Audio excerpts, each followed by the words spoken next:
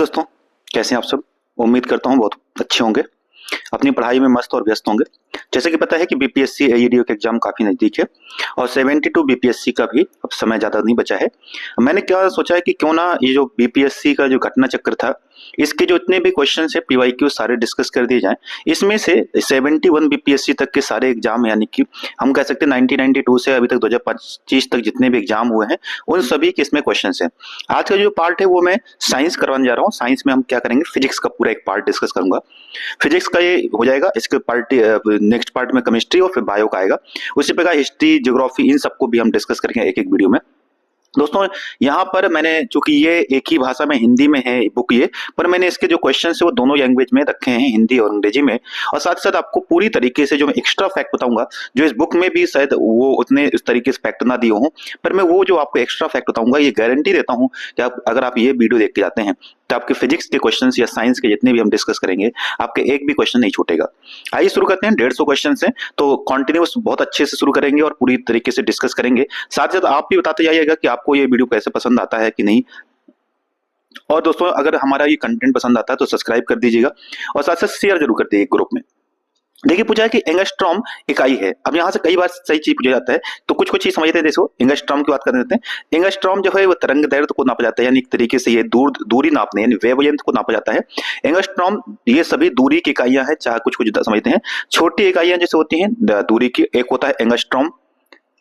Angstrom में होता है 10⁻⁻10 मीटर, ठीक है, एंगस्ट्रॉम। एक होता है फर्मी, कभी फर्मी आ जाए तो याद रखिए फर्मी। फर्मी मीटर होता है, ये 10⁻15 मीटर होता है, ठीक है। उसी प्रकार पिकोमीटर होता है, पिकोमीटर। पिकोमीटर आ जाए तो 10⁻12 मीटर होता है, ठीक है।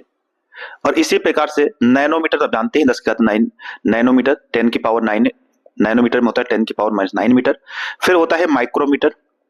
माइक्रोमीटर ये होता है 10⁻6 मीटर, एक माइक्रोमीटर में। फर्मी जो होता है वो सबसे छोटा होता है, जो किसी भी एटम की रेडियस होती है वो इसमें नापा जाता है। बट अगर हम थोड़ा बड़ी यूनिट की बात करें, कुछ कुछ बड़ी यूनिट होती हैं जिनको हम समझ लेते हैं, जो अक्सर पूछी जाती है। जैसे एक तो है, अगर कहीं कहीं पूछा जाता है आपसे कि बताइए 1 एस्ट्रोनॉमिकल यूनिट क्या होता है।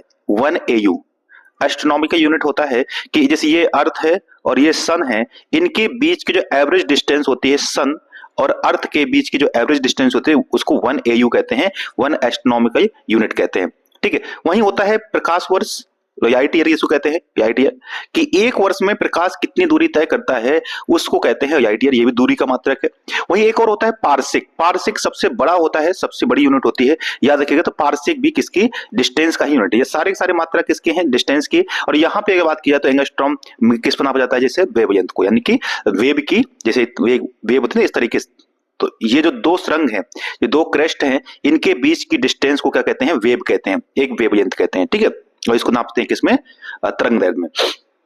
एक सेकंड में से कितनी वेव पूरी हो जाएंगी, एक सेकंड में नंबर ऑफ वेव्स कंप्लीट होते हैं, उसे कहते हैं आवृत्ति, यानी फ्रीक्वेंसी। और फ्रीक्वेंसी का यूनिट होता है हर्ट्ज। क्या होता है, हर्ट्ज या पर सेकंड, ठीक है। और ऊर्जा तो आप जानते हैं एनर्जी होती है, एनर्जी का मात्रक क्या होता है, जूल होता है, ठीक है।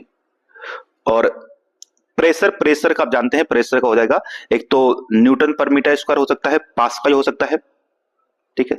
बार भी होता है और टॉर भी होता है, ठीक है। तो ये सारे के सारे, और MMHg भी होता है मरकरी के रूप में। तो ये सारे देखिए, 64 बीपीएससी में पूछा गया था। तो नेक्स्ट देखिए, देखो आगे ना, नेक्स्ट क्वेश्चन मैं जो डिस्कस कर रहा हूँ, कह रहा हूँ सारे पॉइंट्स बहुत इंपॉर्टेंट। कहते हैं light year is the unit of, तो किस चीज का यूनिट है, तो ये डिस्टेंस का, दूरी का मात्रक है, यानी एक वर्ष में प्रकाश जितना डिस्टेंस कवर करता है, जितनी दूरी तय करेगा, उससे हम कहते हैं 1 लाइट ईयर। समय का यूनिट अगर बात करें तो समय का होता है सेकंड, ठीक है। सेकंड होता है, आवर होता है, मंथ होता है, ये सबके सब क्या है, ठीक है। और वही प्रकाश की तीव्रता, तीव्रता यानी कि ल्यूमिनस इंटेंसिटी, इंटेंसिटी का जो यूनिट होता है वो होता है कैंडोया, ठीक है। क्या होता है, CD। तो कैंडोया होता है, CD इसको कहते हैं। ये किसका है, ल्यूमिनस इंटेंसिटी ऑफ लाइट का कह सकते हैं, या इसी को चमक ना, प्रकाश, ठीक। तो इसको कहते हैं गति, स्पीड, स्पीड का यूनिट होता है मीटर पर सेकंड, मीटर पर सेकंड या किलोमीटर पर आवर, ठीक है। तो याद रखिएगा, ये सारे सारे जो बता दिया। अच्छा, ये पूछा जाए कि इसको मीटर में चेंज करना हो अगर 1 लाइट ईयर को, तो ये याद रखिए, ये होता है 9.46 × 10⁻12 मीटर, ठीक है। तो ये याद रखिएगा, इतना भी याद रखना, ठीक है। तो ये हो गया हमारा, ठीक है। नेक्स्ट देखिए, निम्न में से कौन सी मूल राशि भौतिक राशि है, यानी कि विच of the following is a fundamental quantity. आप जानते हैं कि 7 प्रकार की क्वांटिटी कौन कौन सी होती है, फंडामेंटल होती हैं। जरा एक बार गिनना शुरू कीजिएगा यहाँ से तो आपको समझ में आएगा कौन कौन सी। एक तो होता है मास यानी कि द्रव्यमान, फिर होता है लेंथ यानी दूरी, ठीक है। तीसरा होता है टाइम समय, चौथा होता है करंट जिसको विद्युत धारा कहेंगे करंट, एम्पियर होता है इसका यूनिट एम्पियर। फिर होता है टेम्परेचर पांचवा, ठीक है। छठा होता है तापमान यानी कि इसका यूनिट क्या होता है, केल्विन होता है। और इसका छठा होता है आपका ल्यूमिनस इंटेंसिटी, अभी बताया तुमने ज्योति तीव्रता कहते हैं इसको, ज्योति तीव्रता या प्रकाश की तीव्रता, ज्योति तीव्रता कहते हैं इसको। इसका होता है कैंडेला, बताया था अभी सीडी पीछे। और अंत में होता है अमाउंट ऑफ सबस्टेंस, पदार्थ की मात्रा, अमाउंट ऑफ सबस्टेंस पदार्थ की मात्रा, ठीक। तो ये होता है जिसका यूनिट होता है मोल, ठीक। तो ये सारी की सारी क्वांटिटी क्या है हमारी फंडामेंटल। तो अगर आप देखें इसमें करंट जो है, इलेक्ट्रिक करंट जो है, विद्युत धारा, यही हमारा क्या है इसका फंडामेंटल यूनिट है, ठीक है। फोर्स का यूनिट होता है न्यूटन और एक इसका और होता है डाइन, डाइन, ठीक है। और वहीं एक न्यूटन में 10 की पावर 5 डाइन होते हैं, ठीक है, याद रखिएगा। वहीं वेग का बता दिए, स्पीड का बता चुको, वेग का मीटर पर सेकंड। कार्य का जूल होता है और अर्घ भी हो सकता है, क्या हो सकता है, अर्घ। अब इस प्रकार जैसे ये ऐसा यूनिट क्या है, जूल है, पर सीजीएस सिस्टम में अर्घ होता है, जिस प्रकार से न्यूटन का सीजीएस सिस्टम में डाइन होता है। और एक अर्घ में 10 घाते 7 डाइन होते हैं, सॉरी 7 जूल होते हैं। तो ये सारी सारी याद रखिए। तो इसमें क्या देगा, करंट। दाब का इकाई क्या है, अभी बताया था दाब का मात्रा बताया था न्यूटन पर मीटर स्क्वायर, तो न्यूटन पर स्क्वायर मीटर, तो न्यूटन पर मीटर स्क्वायर या न्यूटन पर स्क्वायर मीटर वही है वर्ग मीटर, ठीक है। न्यूटन क्योंकि प्रेशर बराबर होता है फोर्स अपॉन में एरिया। याद रखिएगा दोस्तों, एक फॉर्मूला भी याद करते जाइए, क्योंकि यहां से कई बार अभी देखा होगा आपने 71 बीपीएससी में कि न्यूमेरिकल फॉर्म में भी क्वेश्चन पूछे गए, तो इस वजह से ये सारी बातें याद रखिएगा, ठीक है। एरिया फोर्स अपॉन में एरिया, ये होता है प्रेशर का यूनिट होता है। अगर जैसे जैसे एरिया बढ़ाते जाएंगे प्रेशर क्या होता जाएगा, कम होता जाएगा। और जैसे जैसे एरिया कम करते जाएंगे, सुई होती है, सुई को दीवार में क्या करना होता है, तो उसका आगे का जो टिप होता है वो बहुत पॉइंटेड होता है, क्योंकि एरिया जितना कम होगा प्रेशर उतना ही ज्यादा होगा, ठीक है। तो इसका आंसर हो जाएगा, ठीक है। अगर बात करें न्यूटन मीटर, न्यूटन तो पता ही फोर्स का होता है, फोर्स का। न्यूटन मीटर जो होता है ये किसका होता है, तो ये होता है अगर सरफेस टेंशन का, किसका होता है ये, सरफेस टेंशन, पृष्ठ तनाव कहते हैं इसको, पृष्ठ तनाव, ठीक है, पृष्ठ तनाव। अच्छा, न्यूटन मीटर कितना होता है, तो आप जानते हैं वर्क बराबर होता है फोर्स इंटू डिस्प्लेसमेंट या विस्थापन, कार्य बराबर होता है बयुड़े विस्थापन। इससे भी क्वेश्चन आया था। और इसका हो जाएगा, देखो फोर्स का न्यूटन और ये हो जाएगा मीटर, तो ये किसका हो जाएगा, वर्क का कह सकते हैं या एनर्जी का, तो जो ये होता है उसको न्यूटन मीटर भी कह सकते हैं, ठीक है। तो ये देखिए, करें नेक्स्ट देखिए, ऐसा ही मात्रक कार्य का ऐसा ही बनता है, कार्य का ऐसा ही मात्रक जो हो जाएगा, व्हाट इज द ऐसा यूनिट ऑफ वर्क, जो वाट हो जाएगा पावर का, शक्ति का क्या हो जाएगा, वाट, ठीक है। ये क्वेश्चन पूछा गया है अभी 2024 का ये पेपर हुआ था टीआरई का, उसमें। नेक्स्ट देखिए चुंबकीय बल, ठीक है, what is the unit of magnetic field, sorry चुंबकीय क्षेत्र होगा यहाँ पर। चुंबकीय बल भी दिया हो तो वही है, इससे क्षेत्र होता है, चुंबकीय क्षेत्र का मात्रा क्या होता है, तो ये होता है टेस्ला, ठीक है। टेस्ला इज ऐसा यूनिट ऑफ मैग्नेटिक फील्ड। अच्छा, इसका एक और होता है वेबर पर मीटर स्क्वायर, क्या होता है, वेबर पर मीटर स्क्वायर, ठीक है। कोबाल्ट कोई यूनिट नहीं होता है किसी का भी, कोबाल्ट एक एलिमेंट होता है। एम्पियर पता है विद्युत धारा का, करंट का होता है, करंट यानी कि धारा का, ठीक है। और ओम जो है वो रेजिस्टेंस का होता है, किसका, प्रतिरोध का, तो रेजिस्टेंस यानी कि प्रतिरोध, ठीक है, उल्टा ये मैंने रेजिस्टेंस, ठीक है। ओम मीटर का पूछे तो ओम मीटर तो होता है रेजिस्टिविटी का, किसका होता है, रेजिस्टिविटी, ठीक है, प्रतिरोधकता कहते हैं इसको, प्रतिरोधकता, ठीक है। तो ये सारे हर्ट्ज बता चुका हूं मैं आपको, देखो मैं सारे यूनिट बता दूंगा आपको कि आपको कोई भी यूनिट कहीं से भी आएगा आप तुरंत समझ जाएंगे। हर्ट्ज किसका है, फ्रीक्वेंसी का बता चुका हूं, ठीक है। फ्रीक्वेंसी का क्या होता है, हर्ट्ज, एनर्जी का जूल है। हीट का भी, हीट भी एक तरह की एनर्जी है तो उसका भी जूल होगा, ठीक है, ऐसा यूनिट, ठीक है। और गुणवत्ता तो एक क्वालिटी है, इसको यूनिट होता नहीं है, ठीक है। फिर विद्युत शक्ति का बताया, तो अभी विद्युत शक्ति का क्या हो जाएगा, ठीक है, इलेक्ट्रिक पावर का वाट, ठीक है।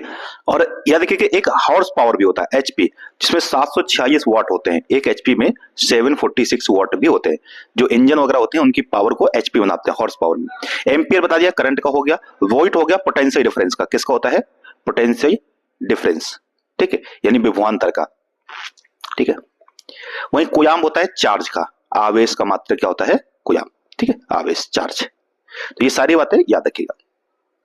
नेक्स्ट देखिए, बताया था टेस्ला किसका हो जाएगा, तो अच्छा टेस्ला देखो अभी बताया था किसका यूनिट है, ये है आपका इलेक्ट्रिक मैग्नेटिक फील्ड का यानी चुंबकीय क्षेत्र का। और इसका एक और बताया था यूनिट, बताया था मैंने आपको न्यूटन पर मीटर, सॉरी वेबर पर मीटर स्क्वायर। वेबर पर मीटर स्क्वायर का ही एक और यूनिट भी होता है जिसमें हमें कह सकते हैं न्यूटन पर एम्पियर मीटर, न्यूटन पर एम्पियर मीटर। ऑप्शन नंबर जो डी है न्यूटन पर एम्पियर मीटर, ठीक है, तो याद रखिएगा। तो यहां से भी निकल सकता है क्योंकि बी बराबर देखो होता है, बी बराबर होता है एफ अपॉन में क्यू वी, ठीक है। तो यहां से अगर निकालिए चेंज करेंगे क्यू को टाइम पे तो आ जाएगा, ठीक है। तो यहां से याद रखिए न्यूटन पर एम्पियर मीटर, मोस्ट इंपोर्टेंट है ये याद रखिए, ठीक है।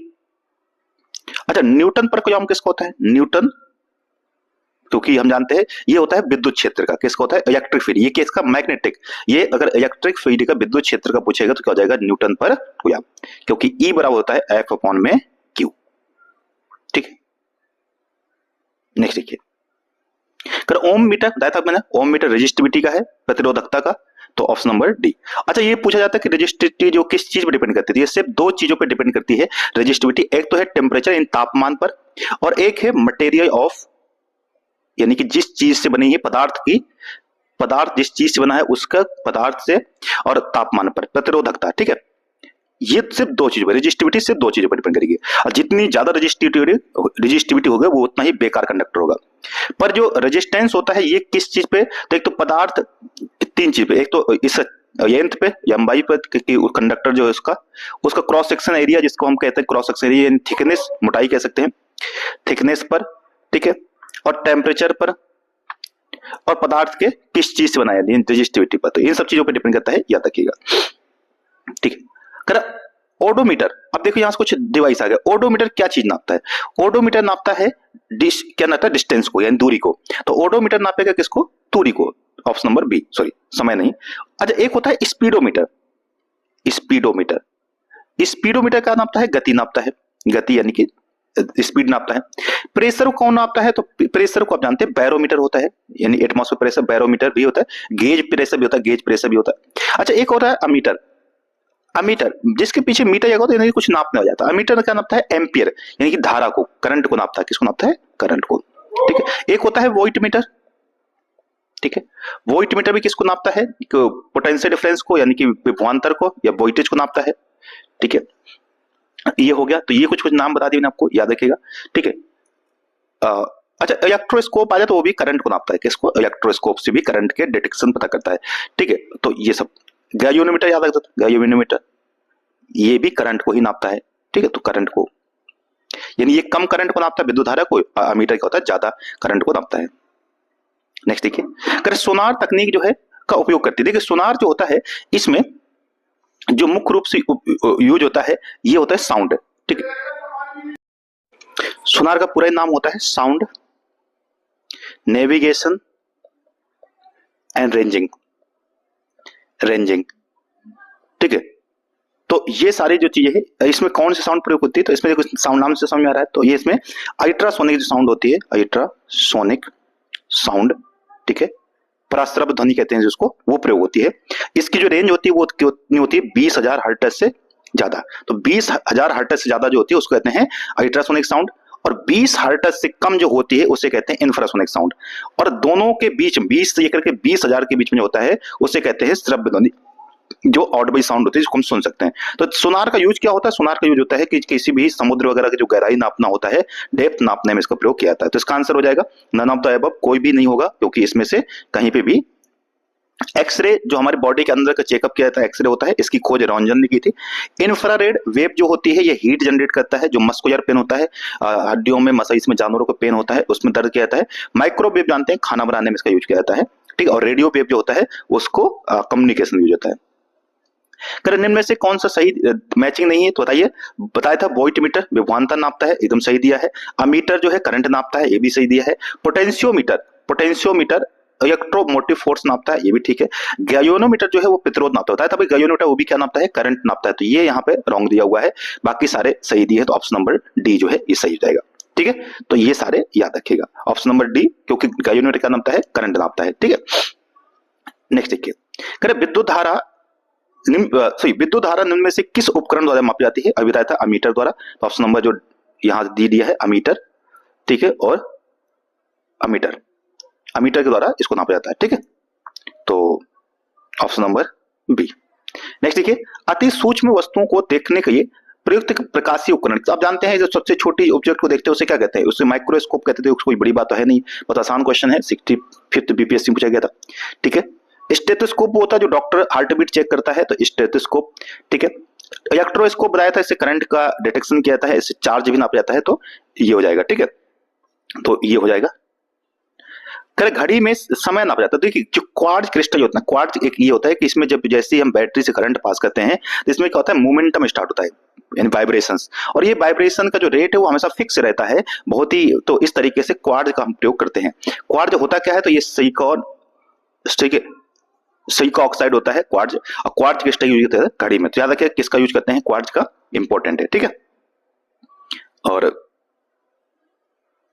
करें जेट्टोमीटर, यानी एक जेट्टो किसके बराबर होता है। अब देखिए ये तो जो है बहुत बड़ी यूनिट है, जेट्टो, जेप्टो, इस तरीके से आगे बढ़ते जाते हैं, और कई सारे जैसे जैसे आप ऊपर जाते जाएंगे उनकी क्वांटिटी की मात्रा जो होती है बढ़ती है, यानी यूनिट का मान जो है वो बड़ा होता जाता है और बड़ा होता जाएगा, ठीक है। तो इसको अगर जेप्टो की बात की जाए, या जेट्टो, यहाँ पे वैसे तो जेप्टो शब्द है, जेट्टो नहीं होता है, ठीक है। तो ये जो होता है 10 कहते हैं -21 मीटर होता है। कितना होता है, 10 की पावर -20, ठीक है, 21।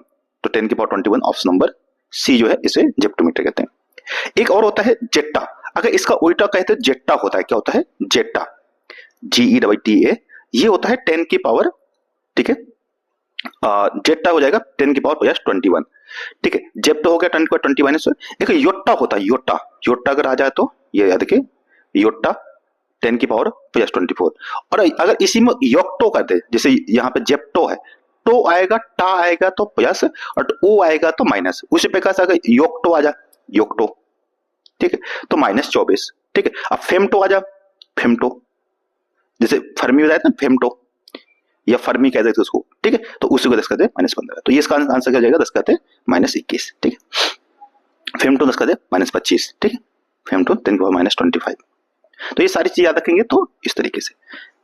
पेंडुलम की समय अवधि करती है, देखो जो घड़ी का सुई होती है उसमें जो पेंडुलम होता है इस तरीके से समझिए, तो ये जो होता है ये ऐसे घूमता है, और ये 1 सेकंड में, ये यहाँ से इस बीच में तो यहाँ जाएगा 1 सेकंड में, फिर इस तरीके वापस आएगा, फिर 1 सेकंड में यहाँ पर जाएगा और यहीं पे। तो यानी एक इसको पूरा अपना एक राउंड पूरा करने में जो समय लगता है, 1 सेकंड ऊपर जाने में, 1 सेकंड नीचे जाने में, तो यानी 1 सेकंड 1 सेकंड 2 सेकंड, तो कितना हो गया, तो जो सेकंड पेंडुलम होता है उसका जो टाइम पीरियड होता है वो कितना होता है, 2 सेकंड। इसी को याद रखिए, यहाँ जो पेंडुलम दे रखा है इसका नाम क्या है, सेकंड पेंडुलम, ठीक है। पेंडुलम जो घड़ी में होता है उसका टाइम पीरियड कितना होता है, 2 सेकंड होता है, जैसे कहते हैं सेकंड पेंडुलम। याद रखिएगा, मोस्ट इंपोर्टेंट है, कई बार पूछा गया है, और ये 2022 में पूछा गया था CDPO में। करें मुक्त रूप से गिरते हुए पिंड की स्थितिज ऊर्जा लगातार कम होती जाती है। ये अभी 71 BPSC है, potential energy of free falling of body continuously decrease, जैसे जैसे नीचे आएगा तो कह रहा है कि ये किस नियम को वायलेट नहीं करता है, यानी किस नियम का, यह ऊर्जा संरचना violate the law of conservation of energy, नहीं भैया, क्योंकि जैसे जैसे पोटेंशियल एनर्जी जो है वो कम होती है तो गतिज ऊर्जा क्या होती है, बढ़ती है, काइनेटिक एनर्जी बढ़ती जाती है, तो कहां से ये तो वायलेशन नहीं हुआ।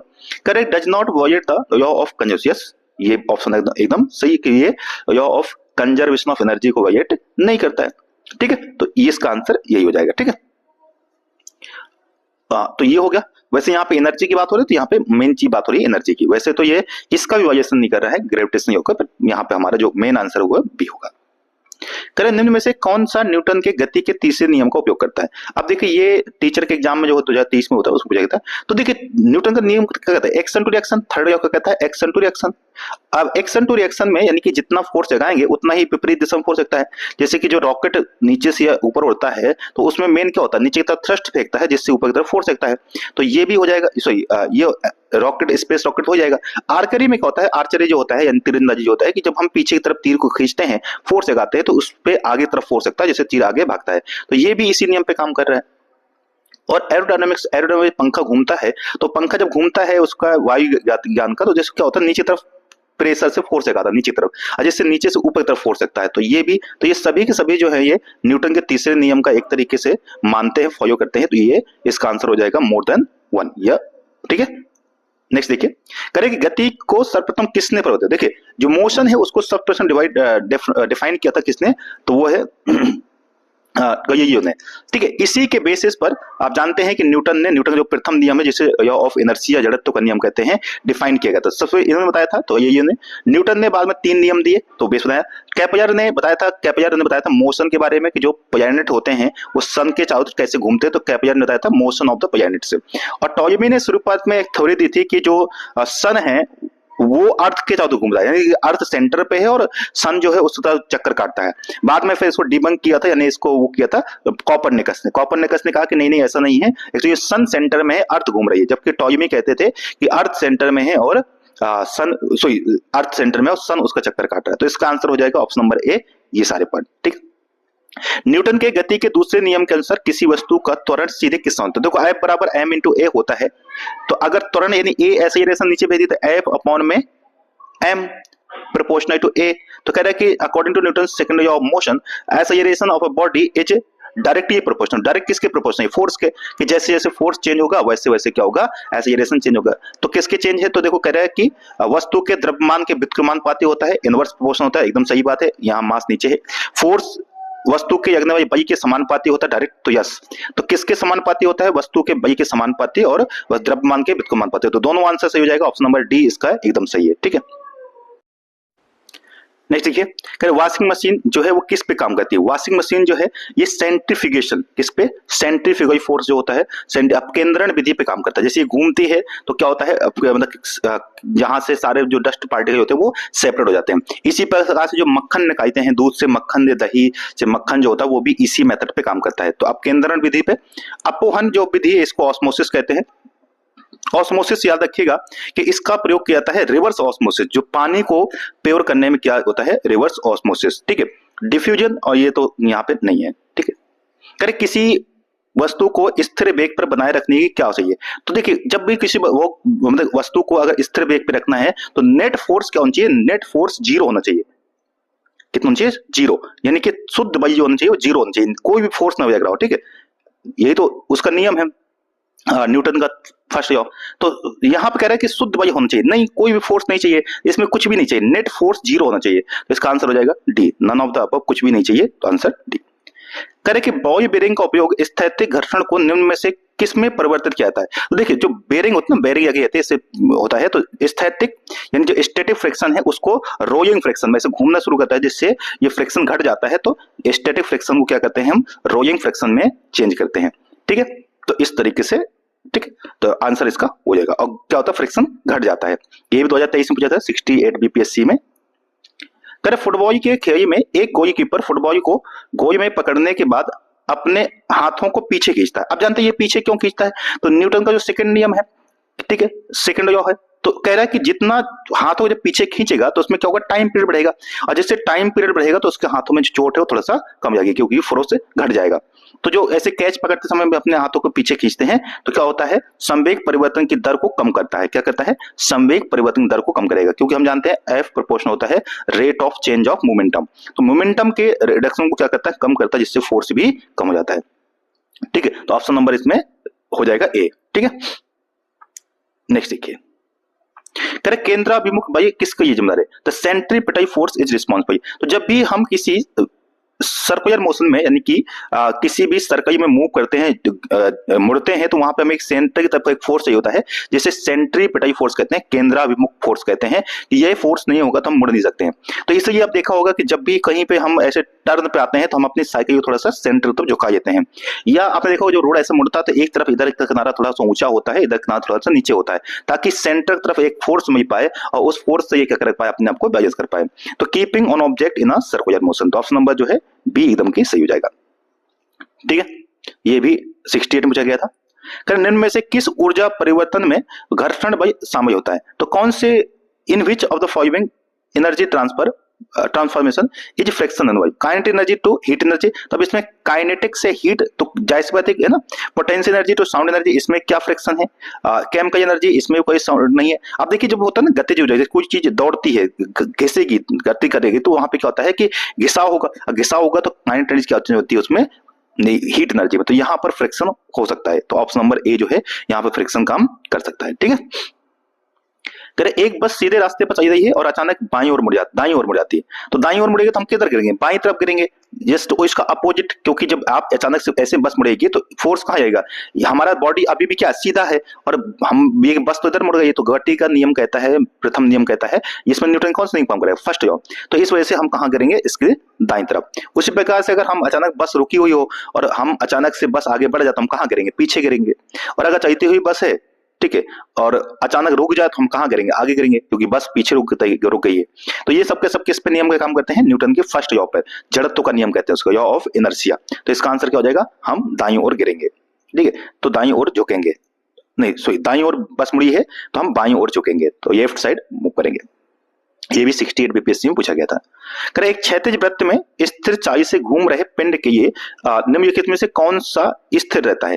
कह रहे कि for a body moving with a constant speed in a horizontal circular which of the following remains constant. तो सिर्फ इसमें क्या कांस्टेंट रहेगा? अगर आप सर्कुलर मोशन में घूम रहे हैं, ठीक है, तो उसमें क्या चीज कांस्टेंट रहेगी, ये पूछा। तो जब आप वृत्त की गति पे घूमते हैं तो देखिए इसमें क्या होता है? डायरेक्शन बार बार चेंज होती है। जैसे अभी सपोज इधर तरफ घूम रहा है तो इसका फोर्स वेलोसिटी इधर होगी, कुछ समय बाद इधर होगी, कुछ समय बाद इधर होगी, तो ये जो डायरेक्शन है चेंज होती है। तो जो भी सदिश राशियां होंगी वो सर्कुलर मोशन में कांस्टेंट नहीं रहेंगी। जो अदिश राशि होगी, यानी कि जो स्केलर क्वांटिटी होगी वो कांस्टेंट है। तो इसमें एनर्जी जो है एक तरीके की स्केलर क्वांटिटी है, गतिज ऊर्जा। तो गतिज चूंकि स्पीड कांस्टेंट है तो हाफ mv स्क्वायर होता है, स्पीड चेंज नहीं होती, एनर्जी चेंज होगी। वेग यानी वेलोसिटी एक वेक्टर क्वांटिटी सदिश राशि है, त्वरण यानी एक्सीलरेशन एक सदिश राशि है, अपकेंद्र फोर्स भी एक सदिश राशि, तो ये सभी चेंज होंगे। तो आंसर इसका डी हो जाएगा। सापेक्षिकता का आपेक्षिकता का सिद्धांत जो थ्योरी ऑफ रिलेटिविटी कहते हैं, आप जानते हैं इसको किसने दिया था? एल्बर्ट आइंस्टाइन ने दिया था, है ना। E बराबर mc स्क्वायर कहते हैं इसको, ठीक है। और याद रखिएगा कि कई बार पूछा जाता है कि जो आइंस्टाइन है, आइंस्टाइन को किस चीज के लिए उनको नोबेल प्राइज दिया गया था? तो काफी सारे बच्चे सोचते हैं कि इसी थ्योरी वाइज दिया गया होगा, नहीं। एक चीज था फोटो इलेक्ट्रिक इफेक्ट। क्या था? Photo electric effect. याद रखिए मोस्ट ओपन इफेक्ट। इस कारण से उनको क्या किया गया था? नोबेल प्राइज, यानी प्रकाश विद्युत प्रभाव, जो हिंदी में कहेंगे, क्या कहेंगे इसको? प्रकाश विद्युत प्रभाव। इसके कारण उनको क्या दिया गया था? नोबेल पुरस्कार दिया गया था, ठीक है। तो ये इंपॉर्टेंट याद रखिएगा। तो इसका आंसर हो जाएगा एल्बर्ट आइंस्टाइन, ठीक है। नेक्स्ट देखिए, कह रहे यदि वायु को न्यूटन में और दूरी को मीटर में व्यक्त किया जाए तो किया गया कार्य क्या होगा? तो न्यूटन मीटर हो जाएगा, है ना, क्योंकि अगर वायु जो है न्यूटन में है, दूरी मीटर में है, तो वर्क क्या होता है? फोर्स इनटू डिस्प्लेसमेंट, ठीक है, विस्थापन। तो कह रहा है कि यदि वायु को न्यूटन में और दूरी को मीटर में व्यक्त किया जाए तो कार्य क्या होगा? तो न्यूटन मीटर। तो कार्य किस में होगा? न्यूटन मीटर में। पर देखिए न्यूटन किसका ऐसा यूनिट है? अगर आप देखें तो न्यूटन जो है फोर्स का ऐसा यूनिट है, और मीटर भी किसका? डिस्टेंस का ऐसा यूनिट है। तो इसका जो आंसर हो जाएगा वो हो जाएगा जूल। तो ऐसा यूनिट पूछा है तो इस तरीके से जूल। कार्य का मात्रक क्या हो जाएगा? ठीक है। वाट शक्ति का मात्रक है, बताइए आपको।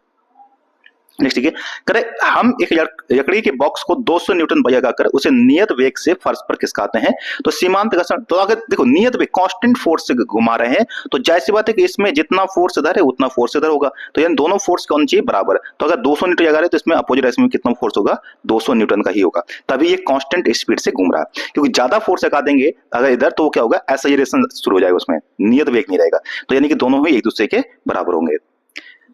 ठीक है, कह रहा a pair of oxygen boy of मतलब forces 140 newton while pushing a feed the feed is 15 newton होता है। तो वर्क बताया तो इसी फॉर्मूला होता था F into x या d डिस्प्लेसमेंट। तो देखो फोर्स कितना है? 140 न्यूटन और दूरी कितनी है? 15, तो गुणा कर दी 0 15 60 और 15 और 6 21, तो 21 तो जूल इसमें आंसर आ जाएगा ऑप्शन नंबर सी। ठीक है, 2100 जूल। देखिए if the mass of the car 1500 kg what work is required to increase its speed 30 kilometre to 60। अब देखिए इसका सीधा आंसर है, वैसे तो ये जब हम प्रूव करते हैं तो वर्क का फॉर्मूला आता है हाफ एम वी स्क्वायर से एनर्जी होता है, पर यहाँ पे क्या है? तो स्पीड चेंज हो रही तो क्या जाएगा? v minus u square, v का स्क्वायर माइनस यू का स्क्वायर। अब देखो 30 और ये कितना है? 60, तो आपको इसको थोड़ा सा क्या करना पड़ेगा? चेंज करना पड़ेगा किसमें? मीटर पर सेकंड में, ताकि ये किलोमीटर पर आवर से। तो 1/2 ऐसे रहने देंगे, मास का 1500 रख देंगे और इसको 30 को 5/18 से गुणा कर दीजिए और 60 को भी 5/18 से। ठीक है, तो 6 से काट देते हैं 5 बार में, यदि 3 6 का 18, 25/3 और यहाँ हो जाएगा 50/3। तो 50 का स्क्वायर 2500, 2500 अपॉन में 3 का स्क्वायर 9 और माइनस 25 को 625 और अपॉन में 9, और इन दोनों घटा देंगे और घटा करके 100 ही कर देंगे तो ये करीब आ जाएगा 15,000 650 कुछ कुछ जो भी आंसर आएगा इसमें करके देखिएगा, ठीक है। नेक्स्ट देखिए, करे एक ट्रक ब्रह्मावस्था से किसी पहाड़ी से नीचे की ओर नियत वेग से त्वरण से नीचे की तरफ चलना शुरू करता है। यह 20 सेकंड में 400 मीटर की दूरी तय करता है। यदि ट्रक का द्रव्यमान 70 टन है तो इस पर लगने वाला फोर्स क्या होगा? ठीक है, तो F बराबर हमें क्या चाहिए? F बराबर m इंटू ए होता है। अब m तो दिया है 700 टन यानी 7000 हो जाएगा, और एक यानी कि एक्सेलरेशन चाहिए। तो अब जाहिर सी बात है कि शुरुआत में v बराबर देखो टाइम दे रखा है, दूरी दे रखा है, ठीक है। तो हम लगा सकते हैं क्योंकि ब्रह्मावस्था शुरू किया है, तो देखो s बराबर ut plus half at square. अब ut तो 0 हो गया क्योंकि ब्रह्मावस्था शुरू किया है, तो s कितना दे रखा है 400 बराबर 1/2। a का मान रख देंगे कितना यहाँ पे पता करना है, और t का मान कितना है 20 का स्क्वायर 400। 400 को 2 से भाग देंगे तो ये 200 आ जाएगा, 200 को 400 में भाग देंगे तो यानी कि a बराबर कितना आ जाएगा 2 आ जाएगा, 2 मीटर पर सेकंड स्क्वायर। यानी 200 को भाग देंगे 400 में तो कितना आ गया। अब यहाँ से ये रख दीजिए, यहां से रख देंगे 7 और यहां से हो जाएगा कितना 2, 7000 ये हो जाएगा क्योंकि टन को चेंज करना पड़ेगा केजी में, तो 7 दूनी 14000, तो कितना आ जाएगा 14,000 टन न्यूटन, सॉरी 14,000 न्यूटन। करे यदि पृथ्वी की घूर्णन गति बढ़ा दी जाए तो भूमध्य रेखा पर पिंड का क्या होगा? यानी कि अगर उसका जो रोटेशन है, अगर अर्थ का रोटेशन जो है वो बढ़ जाए, घूर्णन गति जो अपने एक्सिस पर जो घूम रही है, रोटेशनल मोशन जो है, स्पीड जो है बढ़ जाएगी, तो उस पर जो अगर इक्वेटर पर इसमें ये अर्थ होता है इस तरीके से, तो यहां पर जो ऑब्जेक्ट रखा होगा, तो याद रखिएगा दूरी बढ़ने पर, क्योंकि जो डिस्टेंस होती है जितना दूर जाते जाएंगे, और अगर एक तो ये होता है कि जी का मान घटता है, दूसरा अगर स्पीड पर डिपेंड करता है, यानी स्पीड जितना ज्यादा बढ़ेगी जी का मान उतना ही कम होगा, क्योंकि जी डैश बराबर होता है जी माइनस आर ओमेगा स्क्वायर होता है। ओमेगा यानी कि इसकी घूमने की दर, तो जितना तेज घूमेगा वो उसमें क्या होगा उतना ही जी का मान घटता जाएगा, तो डिक्रीज होगा। आंसर याद रखिएगा, इंपॉर्टेंट क्वेश्चन है, 67 बीपीएससी में पूछा गया था। यदि एक वस्तु का भार पृथ्वी की सतह पर कितना है 100 न्यूटन है तो चांद पर कितना होता है? अब जानते हैं कि अगर जी का मान जो होता है, जी जो अर्थ में 9.8 मीटर पर सेकंड स्क्वायर होता है, यही जब ऊपर जाते हैं तो जी का मान घटता है। याद रखिए भाई, तो अर्थ समझते, अर्थ से ऊपर जाएंगे जी का मान डिक्रीज होगा, अर्थ के नीचे जाएंगे अंदर जाएंगे तो भी जी का मान घटेगा। सबसे ज्यादा कहां पर होता है? तब जानते हैं पोल पर सबसे अधिक होता है, सबसे कम कहां पर होता है? अर्थ में बात करें तो इक्वेटर पे सबसे कम होता है, ठीक है। और अगर अर्थ तेज घूमना शुरू कर देगी तब भी जी का मान क्या होगा? घटेगा। पर एक बात कि अगर हम चांद पे पहुंच जाए, मून पे पहुंच जाए, तो ये जी का मान जो है वो 6th भाग होता है, छठा भाग होता है, यानी 9.8 का 6 से भाग दीजिए। इसी प्रकार जो फोर्स होता है, यानी कि यहाँ पे जो हमारा भार है, वेट जो है, अगर पृथ्वी में आपका 100 न्यूटन है तो चांद पे कितना होगा? 100 का 6 से भाग दे दीजिए, तो ये लगभग आ जाएगा 16.67 न्यूटन के आसपास, ठीक है। पर अगर इसमें पूछे मास, कभी द्रव्यमान पूछ दे, क्या पूछ दे कि मास सपोज कहते 100 केजी है, न्यूटन नहीं ध्यान रखना यहाँ पे, मोस्ट इंपोर्टेंट 100 केजी, तो मास कभी भी चेंज नहीं होता है, इस वजह से चांद पर भी हमारा 100 केजी ही रहेगा, ये बात आपको दिमाग में रखनी है, ठीक है। वैसे फोर्स न्यूटन में दिया हो तो 6 का भाग दीजिएगा, और इस तरीके से करें कि दो डिफरेंट मासेस के दो ऑब्जेक्ट हैं, freely fall from the surface of the moon, अगर चांद की सतह पर हम गिराते हैं तो उन दोनों का क्या होगा? समान परिणाम के बल का अनुभव करेंगे। They will experience equal forces, they will have the different acceleration, their inertia will be change, they will have the same velocity at any instant of time। तो देखिए, जब भी कोई दो ऑब्जेक्ट अगर हम ऊपर से कहीं से भी गिराते हैं तो उन पे ग्रेविटी समान रूप से काम करती है, क्योंकि अगर दोनों का मास भी डिफरेंट हो तब भी, क्योंकि उन पे ऑब्जेक्ट के मास पर बहुत ज्यादा फर्क नहीं पड़ता है। तो उनकी जो स्पीड है, फोर्स की बात नहीं आ रही यहाँ पे, जो बात रही है कि उनकी जो स्पीड होगी, किसी भी क्षण उनका जो वेग होगा वो हमेशा क्या रहेगा? कांस्टेंट रहेगा, ठीक है, ठीक है, क्योंकि जी पर, ठीक है, वहां पे हमारा क्या नहीं है? एटमॉस्फेयर नहीं है, और जब एटमॉस्फेयर नहीं तो जी का मान कांस्टेंट रहेगा, और जी का मान कांस्टेंट रहेगा तो वो जो v है, v बराबर u प्लस gt होता है, तो g भी सेम है, टाइम भी एक साथ गिराया गया है, u एक साथ स्पीड से गिराया गया, तो v का मान हमेशा क्या रहेगा? सेम रहेगा, ठीक है। तो इसका आंसर डी है, ए नहीं डी। कर आप एक लिफ्ट में खड़े होकर लिफ्ट के फर्श पर आपके द्वारा भार लग रहा क्या होगा? ठीक है, तो लिफ्ट के 9.8 मीटर पर सेकंड स्क्वायर के त्वरण से ऊपर जाते समय शून्य हो जाएगा, लिफ्ट पर 9.8 मीटर पर सेकंड स्क्वायर त्वरण से नीचे आते समय शून्य हो जाएगा, ठीक है। और यह 9.8 ऊपर करें कि लिफ्ट के 9.8 मीटर पर सेकंड के त्वरण से किसी भी दिशा में जाते समय शून्य हो जाएगा। लिफ्ट के त्वरण के दर के बदलने से प्रभावित नहीं होगा। देखिए होगा क्या कि जैसे इसको कहते हैं ना कि जैसे अगर आप लिफ्ट में खड़े हो, जब आप ऊपर जाएंगे तो आपका वेट क्या होगा, ज्यादा महसूस होगा। अगर ये त्वरण के साथ जा रहा है, एक्सीलरेशन के साथ जा रहा है, तो आपको भार क्या होगा, ज्यादा महसूस होगा।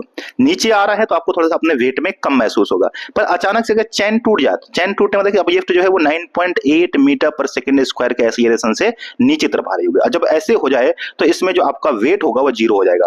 तो ऑप्शन नंबर जो बी है कि जब नीचे आएगा 9.8 मीटर पर सेकंड की स्पीड से तो आपको जो अपना वेट है वो जीरो महसूस होगा। ठीक है, नेक्स्ट देखिए, अगर पृथ्वी की सतह पर गुरुत्वाकर्षण तो जो एक्सीलरेशन ड्यू टू ग्रेविटी, इसका मान कितना होता है 9.8 बताया मैंने आपको, कितना होता है 9.8। और याद रखना कि यह ऊपर जाने पर, अर्थ से ऊपर जाएंगे तो घटेगा, अर्थ के नीचे जाएंगे तो घटेगा, इक्वेटर पर सबसे कम होगा, पोल पर सबसे ज्यादा होगा, और चांद पर इसका कितना होगा, 6th पार्ट होगा, छठा भाग होगा। तो ये सारी बातें एक एक पॉइंट को आपको याद रखना है। नेक्स्ट देखिए, करिए यदि एक पंख, एक रबर की गेंद और एक लकड़ी की गेंद निर्वात में एक समान ऊंचाई से एक साथ गिराया जाए, अगर निर्वात है वहां पे एयर फ्रिक्शन नहीं है, वो तीनों ही एक साथ जमीन पर आकर गिरेंगे। तो तीनों ऑल रीचेस टुगेदर, सभी एक साथ जमीन पर गिरेंगी क्योंकि सभी पर ग्रेविटी समान रूप से काम करेगी।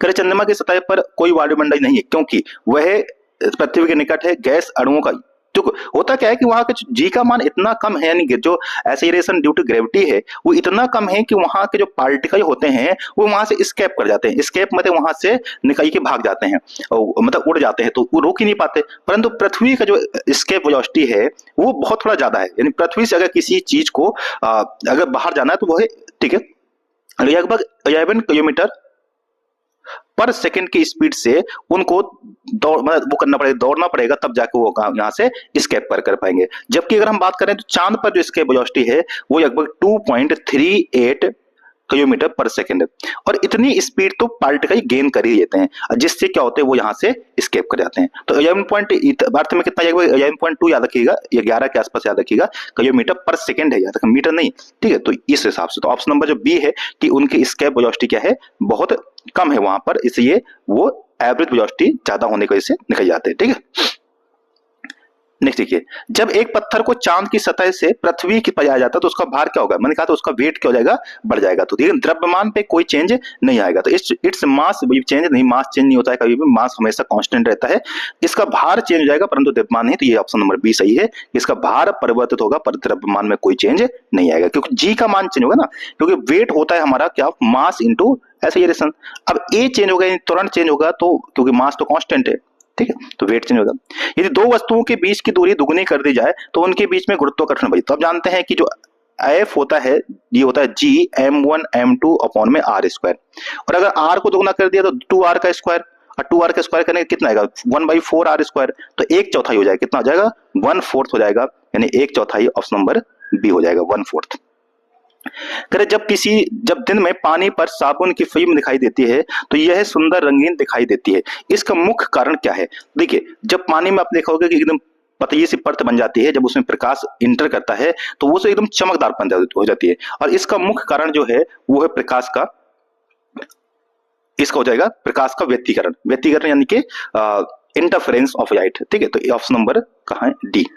इसका मुख्य कारण क्या होता है, व्यतिकरण यानी कि इंटरफेरेंस। तो याद रखिए मोस्ट इंपॉर्टेंट कई बार पूछा जाता है, ठीक है। इसी व्यतिकरण के कारण ही वहां पे एकदम चमक जैसे रंग जो होते हैं प्रकाश डिफरेंट कलर के हो जाते हैं, और ये होता है, ठीक है। वही ठीक है, नेक्स्ट देखिए, एक ठोस के सीधे गैस में परिवर्तन। अब जब एक सॉलिड होता है वो डायरेक्ट गैस बनता है तो आप जानते हैं इसको सब्लिमेशन कहते हैं, यानी कि ऊर्ध्वपातन कहते हैं। जैसे कपूर जो होता है, कपूर को गर्म करेंगे तो क्या बन जाएगा, सीधे गैस बन जाएगा। इसी प्रकार अगर ड्राई आइस, जिसको हम CO2 कहते हैं, ड्राई आइस सूखी बर्फ जो होती है ये भी ऐसे ही, और कपूर हो गया, नेपथलीन हो गया, ये सब के सब क्या है, ठीक है। तो ऑप्शन नंबर बी। नेक्स्ट देखिए, विंडो और घरेलू क्लीनर या परफ्यूम स्प्रे के रूप में इस्तेमाल की जाने वाली स्प्रे बोतलें निम्न में से किस पर काम करते हैं। तो जो स्प्रे की बोतल होती है जब उसको हम प्रेस करते हैं, ठीक है, तो प्रेस करने पर उससे जो स्प्रे होता है बाहर निकलता है, ठीक है, ठीक है, और जैसे बाहर निकलता है तो उसके बाद क्या होता है, ये स्प्रे दिए ना, तो उसमें इसमें कौन सा सिद्धांत काम करता है ये पूछा है, और ये 2023 में पूछा गया था। तो इसमें जो बर्नौली का सिद्धांत होता है, ये सारे जो कोई भी चीज जब ऊपर की तरफ भागती है तो प्रेशर लगाने से, तो ये जो होता है इसमें बर्नौली थ्योरम का काम करता है। पतंग भी इसी सिद्धांत पर उड़ती है, ठीक है, बर्नौली के सिद्धांत पर ही पतंग भी उड़ती है। तो याद रखिएगा नोजल से ऊपर की तरफ जब प्रेशर लगाते हैं तो ये गैस जो होती है जहां कम प्रेशर होता है उधर भागने की कोशिश करती है। ठीक है, तो इसका आंसर हो जाएगा बी। कह रहे बर्फ का एक टुकड़ा पानी के से जो भरे बीकर है उसमें तैर रहा है, जब बर्फ पूरी तरह पिघल आएगी तो कह रहा है कि उस पे बर्तन में क्या फर्क पड़ेगा। तो पानी का स्तर बढ़ जाएगा, पानी का स्तर घट जाएगा, वही रहेगा, कोई फर्क नहीं पड़ेगा। तो देखिए होता क्या है ना कि क्योंकि बर्फ जो है ना तब तैर रही है तो उसका आयतन क्या है, वही है। तो अगर उसमें पिघल भी जाएगी तो उतना ही पानी रहेगा, तो उसका स्तर में कोई चेंज नहीं होगा। तो क्या आएगा, वाटर ये भाई रिमेन सेम, तो कोई स्तर में कोई परिवर्तन नहीं आएगा। ऑप्शन नंबर जो डी है इसका एकदम के सही है। ठीक है, नेक्स्ट देखिए, कह रहे वर्षा की बूंदों की गोलाकार आकृति होती है। देखिए वर्षा की जो बूंदे होती है वो स्फेरिकल शेप में जाती हैं। इसका मेन वजह है वो है हमारा पृष्ठ तनाव, सरफेस टेंशन की वजह से। क्योंकि सरफेस टेंशन कहता है, बताया था इसका यूनिट बताया था आपको मैंने, न्यूटन पर मीटर। इसका काम क्या होता है, ये क्या कहता है उसके एरिया को कम से कम करना चाहता है, यानी ताकि टेंशन सरफेस टेंशन जो मिनिमाइज हो जाए। और सबसे छोटा जो कम एरिया होता है वो स्पेयर का होता है, गोले का होता है। इस वजह से जो बूंदे होती हैं वो अपने साइड को क्या कहते हैं छोटा करने की वजह से स्पेयर का हो जाता है। बहुत इंपॉर्टेंट क्वेश्चन है, कई बार पूछा गया है, 39 पीपीएससी में पूछा गया था, तो याद रखिएगा। नेक्स्ट देखिए, सबसे ज्यादा श्यानता किसकी होती है, तो श्यानता होता है गाढ़ापन। तो सबसे ज्यादा श्यानता सबसे ज्यादा गाढ़ापन होता है शहद होती है। अब श्यानता को ऐसे गाढ़ेपन से याद रखिए, वैसे श्यानता का ये कंसेप्ट होता है, विस्कोसिटी का यह कॉन्सेप्ट होता है। पर विस्कोसिटी जब तैरता है, पानी फ्लो होता है तो इसमें परत के रूप में फ्लो होता है, दो परतों के बीच में जो स्पीड का डिफरेंस होता है उसको कहते हैं। पर आप यहाँ याद रखिएगा कि सबसे ज्यादा जो श्यानता होगी, विस्कोसिटी होगी, वो किसकी होगी, शहद की होगी, ऐसे याद रखिएगा। अगर प्रेशर कुकर में खाना क्यों पक जाता है, जल्दी आप जानते हैं कुकर होता है, प्रेशर कुकर जब उसको बंद कर देते हैं ना तो प्रेशर की वजह से जो मोई की वजह से ऊपर नहीं जा पाते और वहीं पे तैरते रहते हैं, जिससे क्या होता है कि उसमें और एनर्जी आती रहती है। और इसका जो बॉइलिंग पॉइंट होता है, पानी को जो उबलने की क्षमता होती है वो बहुत देर से, यानी पानी जो होता है धीरे धीरे बॉयल होता है और इसका रेट जो होता है वो बढ़ जाता है। तो काफी देर बाद बॉयल होगा तो इसके अंदर जो गुप्त ऊष्मा हो जाएगी या टिंट हो जाएगी, वो क्या हो जाएगी, काफी ज्यादा स्टोर हो जाती है, और जिससे खाना क्या होता है काफी जल्दी पक जाता है। इसी वजह से कहा जाता है पहाड़ों में क्या होता है कि खाना देर से पकता है, क्योंकि जैसे ही ऊपर गए तो जो पानी 100 डिग्री पे उबलता था वो हो सकता है 90 पे ही बॉइलनेस हो जाए। तो यानी इसके अंदर एनर्जी क्या होगी, कम होगी, और कम होगी तो खाना क्या होगा, देर से पकेगा। तो क्या होता है, इसका बॉइलिंग पॉइंट बढ़ जाता है प्रेशर कुकर में। इस वजह से आपने देखा ढक्कन बंद करके दबा के रख देते थे, तब भी ऐसा होता था। तो दाब, उच्च दाब के कारण पानी उच्च ताप पर उबलेगा। तो ऑप्शन नंबर जो बी है एकदम सही दिया है। ठीक है, नेक्स्ट देखिए, करें कि दृश्य स्पेक्ट्रम कितना होता है। देखिए जो दृश्य प्रकाश होता है जिसको हम देख पाते हैं, तो उसमें अगर हम बात करें, देखिए थोड़ा स्पेक्ट्रम समझते हैं। स्पेक्ट्रम यानी प्रकाश, जिसको हम प्रकाश विद्युत तरंगे कहते हैं, क्या कहते हैं, इलेक्ट्रोमैग्नेटिक वेव्स कहते हैं। इसमें अगर बात की सबसे पहले जो होती है गामा रे होती है, गामा, फिर होता है एक्सरे, फिर होता है हमारा यूवी रे, फिर होता है विजिबल रे जिसको हम देख पा रहे हैं दृश्य प्रकाश, फिर होता है इंफ्रारेड, फिर होता है आपका माइक्रोवेव, और फिर होता है रेडियो वेव। ठीक है, ये इस तरीके से होता है। और इनकी जो यानी कि सबसे ज्यादा फ्रिक्वेंसी मतलब तीव्रता, फ्रिक्वेंसी तरंग आवृत्ति, फ्रिक्वेंसी जो होती है सबसे ज्यादा किसकी होती है, फ्रिक्वेंसी गामा रे की। सबसे कम किसकी होती है, रेडियो वेव की। पर वेवलेंथ सबसे ज्यादा किसकी होती है, सबसे कम किसकी होती है, गामा रे की, और सबसे ज्यादा किसकी होती है, रेडियो वेव। यानी कि फ्रीक्वेंसी यहाँ घटती है और वेवलेंथ बढ़ती है। तो बढ़ते बढ़ते जैसे हम पहुंचते हैं विजिबल रेंज में, जहां पर हम देख पाते हैं, जिसको दृश्य प्रकाश होता है, इसकी जो वो होती है वो 3900 एंगस्ट्रॉम से लेकर के 7600 एंगस्ट्रॉम के समथिंग होती है। तो इस प्रकाश जो रेंज है इसको ही हम 400 नैनोमीटर से 700, कभी कभी ऐसे दिया हो 400 नैनोमीटर से 700 नैनोमीटर दिया हो तो ये भी सही माना जाएगा। तो ये जो ऑप्शन नंबर हमारा बी है ये एकदम सही दिया है। तो इस रेंज को क्या कहते हैं, दृश्य प्रकाश, याद रखिएगा। ठीक है, सबसे खतरनाक वेव कौन सी होती है, गामा रे। अच्छा कहेंगे अल्फा और बीटा रे दिया, तो ये दोनों रे तो हैं पर ये क्या नहीं है, इलेक्ट्रोमैग्नेटिक वेव नहीं, यानी प्रकाश विद्युत तरंगे नहीं है। ठीक है, याद रखिएगा। नेक्स्ट देखिए, दो कैंडया का सदिश किसके बराबर होता है, यानी कि फ्लक्स जो होता है ना, ल्यूमिनस इंटेंसिटी जो ल्यूमिनस फ्लक्स होता है, इसे याद रखिएगा। इसका होता है 2 पाई। ठीक है, और 2 पाई और सिंपल से जो फ्लक्स दिया है, तो ये तो कितना दिया है, ये 4, तो 4 का गुणा कर दीजिए, 2 पाई 4 दूनी 8 पाई जो होता है ल्यूमिन किसकी यूनिट है, तो ये है ल्यूमिनस फ्लक्स की, तो 8 पाई ल्यूमिन हो जाएगा। ठीक है, नेक्स्ट देखिए, करेंगे प्रकाश का रेड, तो मेरे ख्याल से देखो आप जैसे जैसे जाएंगे ना तो विब की ओर होता है VIBGYOR। तो जैसे जैसे आएंगे तो यहाँ पे देखो वेवलेंथ क्या होगी, बढ़ती आएगी। वेवलेंथ तरंग दैर्घ्य क्या होती है, बढ़ती आती है। स्पीड भी बढ़ती आती है, क्या बढ़ती आती है, लाइट की स्पीड बढ़ेगी। सबसे कम किसमें, वॉयलेट में, सबसे ज्यादा किसमें होगी, रेड। तो करेंगे लाइट तरंग का रेड प्रकाश की तरंग दैर्ध्य बैगनी से कम होती है, तो बैगनी से कम नहीं, ज्यादा होगी, रेड की सब ज्यादा होनी चाहिए ना, और बैगनी की तरंग दैर्ध्य हरे प्रकाश से अधिक होती है, तो बैगनी वॉयलेट ये है, इसकी हरे से ज्यादा नहीं होगी, कम होगी। ठीक है, बी कह रहा है कि रेड लाइट जो होती है has younger wavelength than violet, तो ये सही है एकदम कि जो ऑप्शन नंबर बी जो है एकदम सही है। तो ये तरंग, ये ऑर्डर याद रखिएगा बस। ठीक है, करें प्रकाश की गति निम्न में से किस माध्यम पर न्यूनतम होगी। देखिए जैसे जैसे घनत्व डेंसिटी बढ़ती जाती है वैसे वैसे स्पीड कम होती जाती है, तो सबसे ज्यादा स्पीड होती है निर्वात में या वायु में, वो होता है 3.8 इंटू 10 की पावर 8 मीटर पर सेकेंड, 3.8 नहीं सॉरी सिर्फ 3 इंटू 10 की पावर 8 मीटर पर सेकेंड। फिर जैसे जैसे ऊपर जाएंगे तो दूसरे नंबर पे पानी आ जाएगा, सबसे ज्यादा किसमें, निर्वात में, फिर दूसरे नंबर पे एयर में, तीसरे नंबर पे वाटर में, और सबसे कम किसमें होगी, कांच में, तो गैस में सबसे कम होगी, तो ऑप्शन नंबर ए जो है करेक्ट आंसर। प्रकाश का वर्ण विक्षेपण डिस्पर्सन होता है, डिस्पर्सन जानते हैं प्रिज्म में होता है, जब हम इस तरह की प्रिज्म रखते हैं और इसमें लाइट पास करते हैं तो चूंकि लाइट की स्पीड जो होती है वो डिफरेंट स्पीड से इसमें गति करता है, तो इस वजह से ये 7 रंगों में इस तरीके से बढ़ जाता है, और जो 7 रंगों में बढ़ जाता है इसको वेव गियोर कहते हैं, नीचे से ऊपर जाएंगे तो इस तरीके से, इससे कहते हैं डिस्पर्सन। अब इसी डिस्पर्सन की घटना होती है जिससे क्या बनता है, रेनबो, इंद्रधनुष। पर इंद्रधनुष बनने में 3 घटनाएं होती हैं, कौन कौन सी 3 होती हैं, एक तो ये डिस्पर्सन होता है, एक इसमें रिफ्रैक्शन होता है, क्या होता है, रिफ्रैक्शन या अपवर्तन होता है, और एक होता है टोटल इंटरनल, ठीक है, रिफ्लेक्शन, ठीक है, पूर्ण आंतरिक परावर्तन, क्या होता है, पूर्ण आंतरिक परावर्तन। यहां देखो रिफ्लेक्शन, फिर ये टोटल इंटरनल और फिर डिस्पर्सन, इस तरीके से, तो ये भी याद रखिएगा। तो इसमें आंसर क्या हो जाएगा हमारा, प्रिज्म, तो प्रिज्म से क्या होता है, डिस्पर्सन होता है, ठीक है। बाकी लेंस से और इनसे क्या होता है, तो इनसे दो लेंस जो होते हैं इनसे रिफ्रैक्शन होता है, अपवर्तन होता है, रिफ्रैक्शन, और जो मिरर होता है इससे होता है रिफ्लेक्शन, परावर्तन, ठीक है, ये रिफ्रैक्शन है, अपवर्तन, ये है परावर्तन।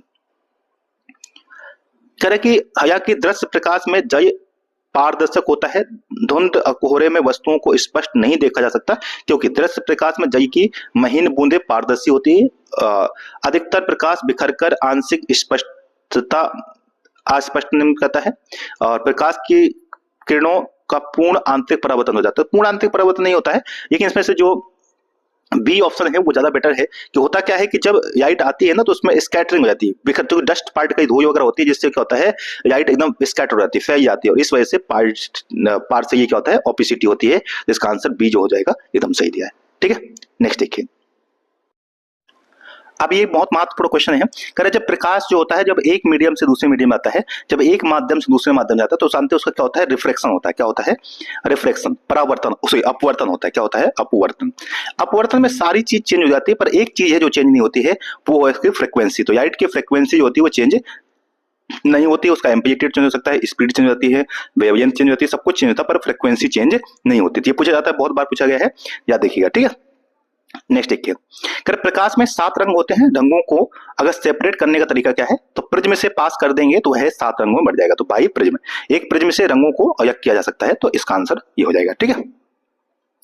नेक्स्ट देखिए, ट्यूबलाइट में प्रकाश किस पर निर्भर करता है, जो ट्यूबलाइट होता है उसमें जो लाइट होती है उसमें से मुख्यतः जो लाइट है वो किस चीज पर निर्भर करती है, यानी कि in tubelight the light depends on which of the 2005 में CDPO में पूछा गया था क्वेश्चन, तो इसका आंसर जो हो जाएगा वो हो जाएगा कि इसमें जो ट्यूब में जो गैस भरी होती है, देखो ट्यूब के अंदर जो गैस भरी होती है, ऑप्शन नंबर जो ए है, उस गैस में डिपेंड करता है कि उसकी, इसमें आप जानते हैं कि आर्गन गैस भरी जाती है या पारे की वाष्प जो होती है, पारे की जो वाष्प होती है उसको भरा जाता है, या तो आर्गन भरा जाता है या मरकरी की जो वेपर होती है उसको भरा जाता है, और उससे ही लाइट जो होती है वो उत्पन्न करती है, ठीक है। जिससे गैस का क्या होता है, आयोनाइजेशन हो जाता है, आयनीकरण हो जाता है, और उसी पर ये गैस काम करती है। जब लाइट आती है जिससे क्या होता है, आयोनाइजेशन होता है, और जिससे चमक पैदा होती है। तो ऑप्शन नंबर जो ए है इसका ये हो जाएगा, गैस पर डिपेंड करती है, ठीक है। जब प्रकाश एक माध्यम से दूसरे माध्यम जाता है तो कौन सी राशि चेंज होती है, हो गया इसका, फ्रीक्वेंसी चेंज नहीं होगी, ये दोबारा पूछा गया है 66 PPSC में।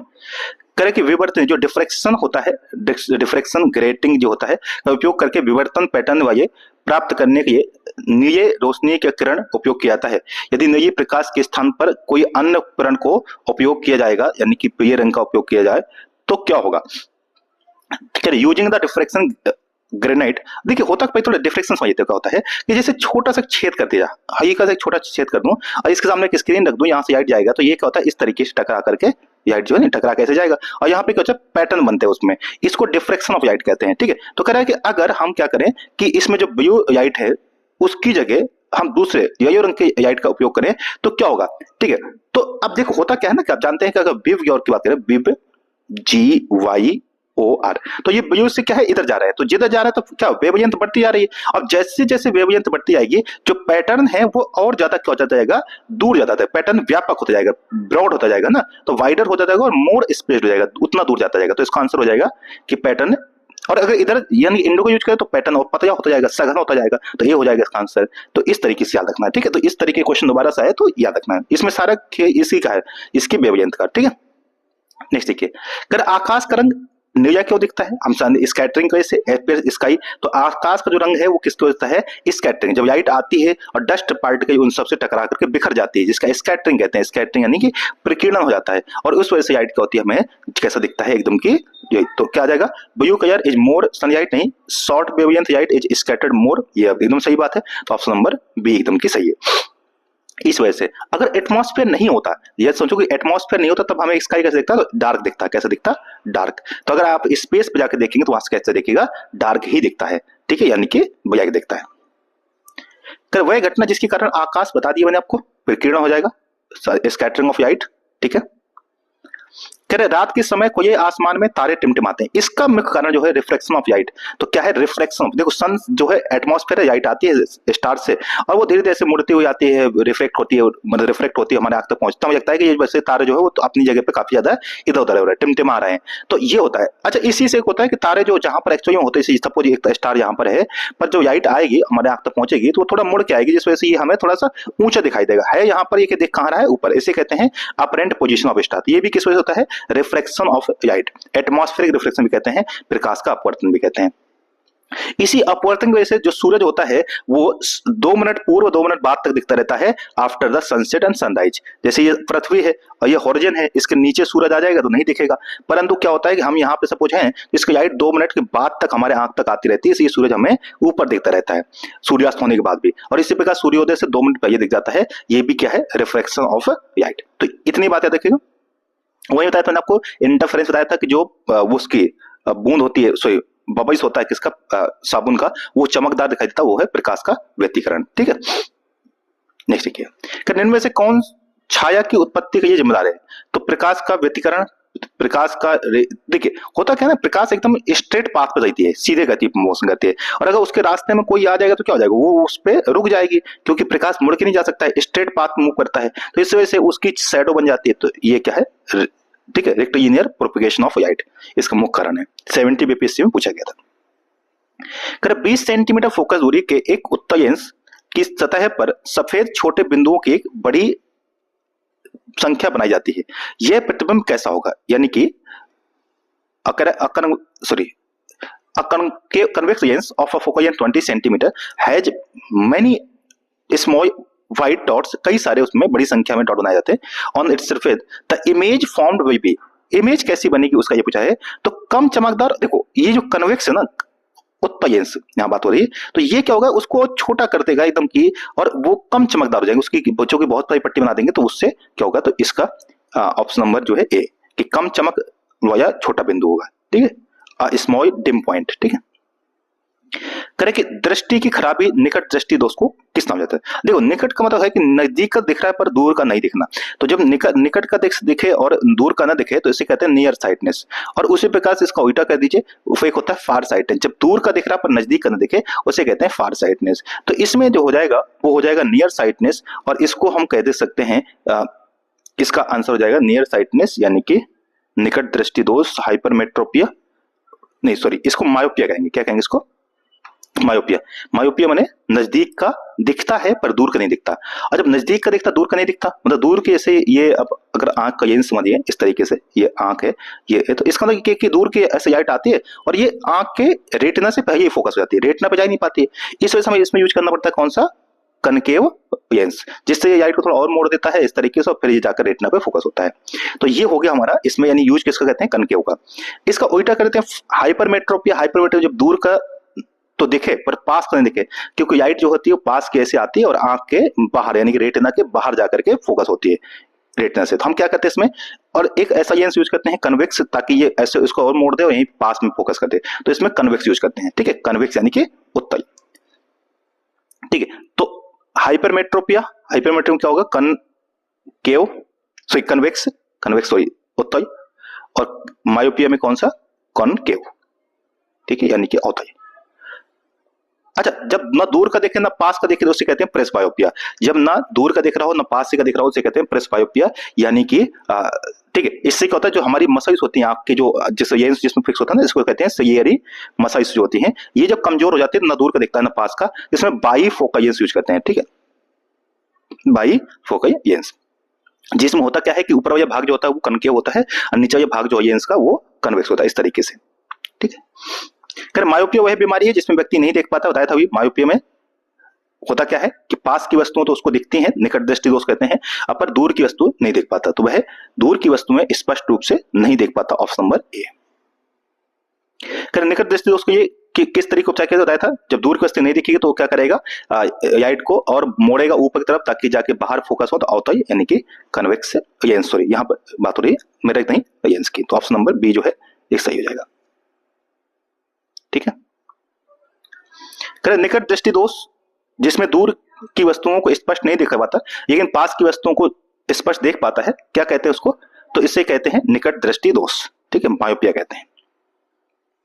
अवतल लेंस, अवतल दर्पण का द्वारा बनाया गया प्रतिबिंब वास्तविक उल्टा वस्तु के आकार के बराबर होता है। तो वस्तु अगर बराबर देखिए, जब भी आ जाए कि वस्तु बराबर, इसका मतलब वो सेंटर पर रखिए। कहां पर रखिए, वक्रता केंद्र पर। जब भी वस्तु वक्रता केंद्र पर रखी होगी, सेंटर पर रखी होगी, तो उसका साइज हमेशा कैसे रहेगा, बराबर रहेगा। जैसे जैसे सेंटर से पास की तरफ आएंगे साइज बढ़ता जाएगा, सेंटर से दूर जाएंगे साइज घटता जाएगा। तो कहां पर रखा होगा, centre of curvature, option number. ठीक है, और अगर पूछेगा अनंत पे बन रहा है, अनंत यानी इन्फिनिट पे बन रही है ऑब्जेक्ट, तो इमेज, तो कहां बनेगा, फोकस पर। जब भी इन्फिनिट बनेगा तो कहां, फोकस पर, और अगर हमेशा बराबर साइज का बना तो कहां पर, सेंटर पे। ठीक है, नेक्स्ट देखिए, करें जब एक टेलीस्कोप के अभिदर्शक लेंस का व्यास बढ़ाया जाता है, तब टेलीस्कोप की जो विभेदन क्षमता होती है, यानी जो रिजॉल्विंग पावर होती है, वो क्या होती है। तो अगर टेलीस्कोप की बात की जाए तो इसकी जो जैसे जैसे देखिए, इसका सीधा फॉर्मूला समझेंगे तब आप समझ पाएंगे। इसका जो फॉर्मूला होता है रिजॉल्विंग पावर जो होती है आरपी बात करें तो ये होता है डी अपॉन में 1.22 lambda। अब डी क्या है, ये है diameter of a aperture. Aperture lens जिससे हम देखते हैं उसके जो ऑब्जेक्टिव लेंस होता है उसकी वेवलेंथ। तो जैसे जैसे अगर आप इसको बढ़ाएंगे तो जैसे डी का मान बढ़ेगा तो इसकी रिजॉल्विंग पावर भी क्या होगी, बढ़ेगी। तो क्या होगा, इंक्रीज, ऑप्शन नंबर ये आ जाएगा। ठीक है, तो याद रखिएगा। तो व्यास बढ़ाने से क्या होता है, डायमीटर बढ़ाएंगे तो इसकी जो रिजॉल्विंग पावर होगी वो भी क्या होगी, बढ़ेगी। यदि किसी लेंस की क्षमता जो है दो डायोप्टर है तो इसकी फोकस लेंथ कितनी, तो हम जानते हैं कि डायोप्टर में दिया है तो हमें एफ बराबर होता है 100, क्योंकि सेंटीमीटर में पता करना है, और नीचे पावर भाग देंगे कितना का, 50 डायोप्टर। अब पॉजिटिव आए तो जब भी 50 का आए मतलब ये क्या है, ये कन्वेक्स की बात हो रही है, चाहे वो लेंस हो चाहे मिरर हो, कन्वेक्स बने उत्तल ही है। और माइनस आएगा तो मतलब वो क्या है, कनकेव की, यानी कि अवतल की। ठीक है, तो ये बातें याद रखिएगा। तो इसका आंसर आ जाएगा 50 सेंटीमीटर, और कैसा आएगा, 50 का आएगा।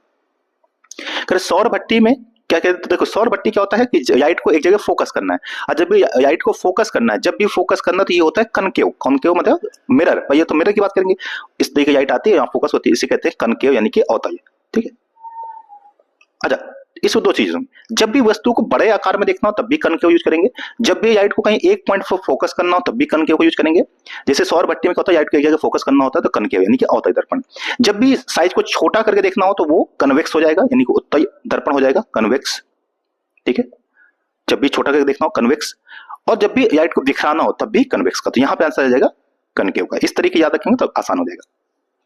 अगर समतल दर्पण की फोकस दूरी कितनी होती है, तो उसकी फोकस लेंथ जो होती है, लेंथ में रहता है तो कहीं लाइट क्या होगा, कहीं कर्व है ही नहीं है, तो जब कर्व नहीं है तो कहां पे लाइट फोकस होगी, कहीं नहीं फोकस होगी, इनफाइनाइट पे होगी। तो इसका आंसर हो जाएगा इनफाइनाइट।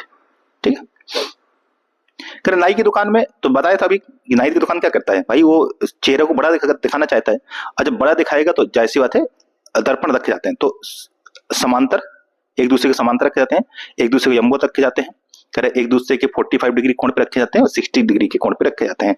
तो इसका देखिए पहले तो ये समझिए कि नाई दुकान पे कौन सा होगा, कनकेव, और वो एक दूसरे के पैरे रखे जाते हैं, एक ये है तो इसके पीछे, ताकि इधर देखो इसमें जो लाइट फोकस होगी तो आपके पीछे का जो सिर है वो कहाँ दिखेगा, इस पे दिखेगा, और इसका इस तरीके से एक दूसरे को तो समानांतर होते हैं, एक दूसरे के पैर रखे जाते हैं। तो ऑप्शन नंबर ए जो है ये सही हो जाएगा।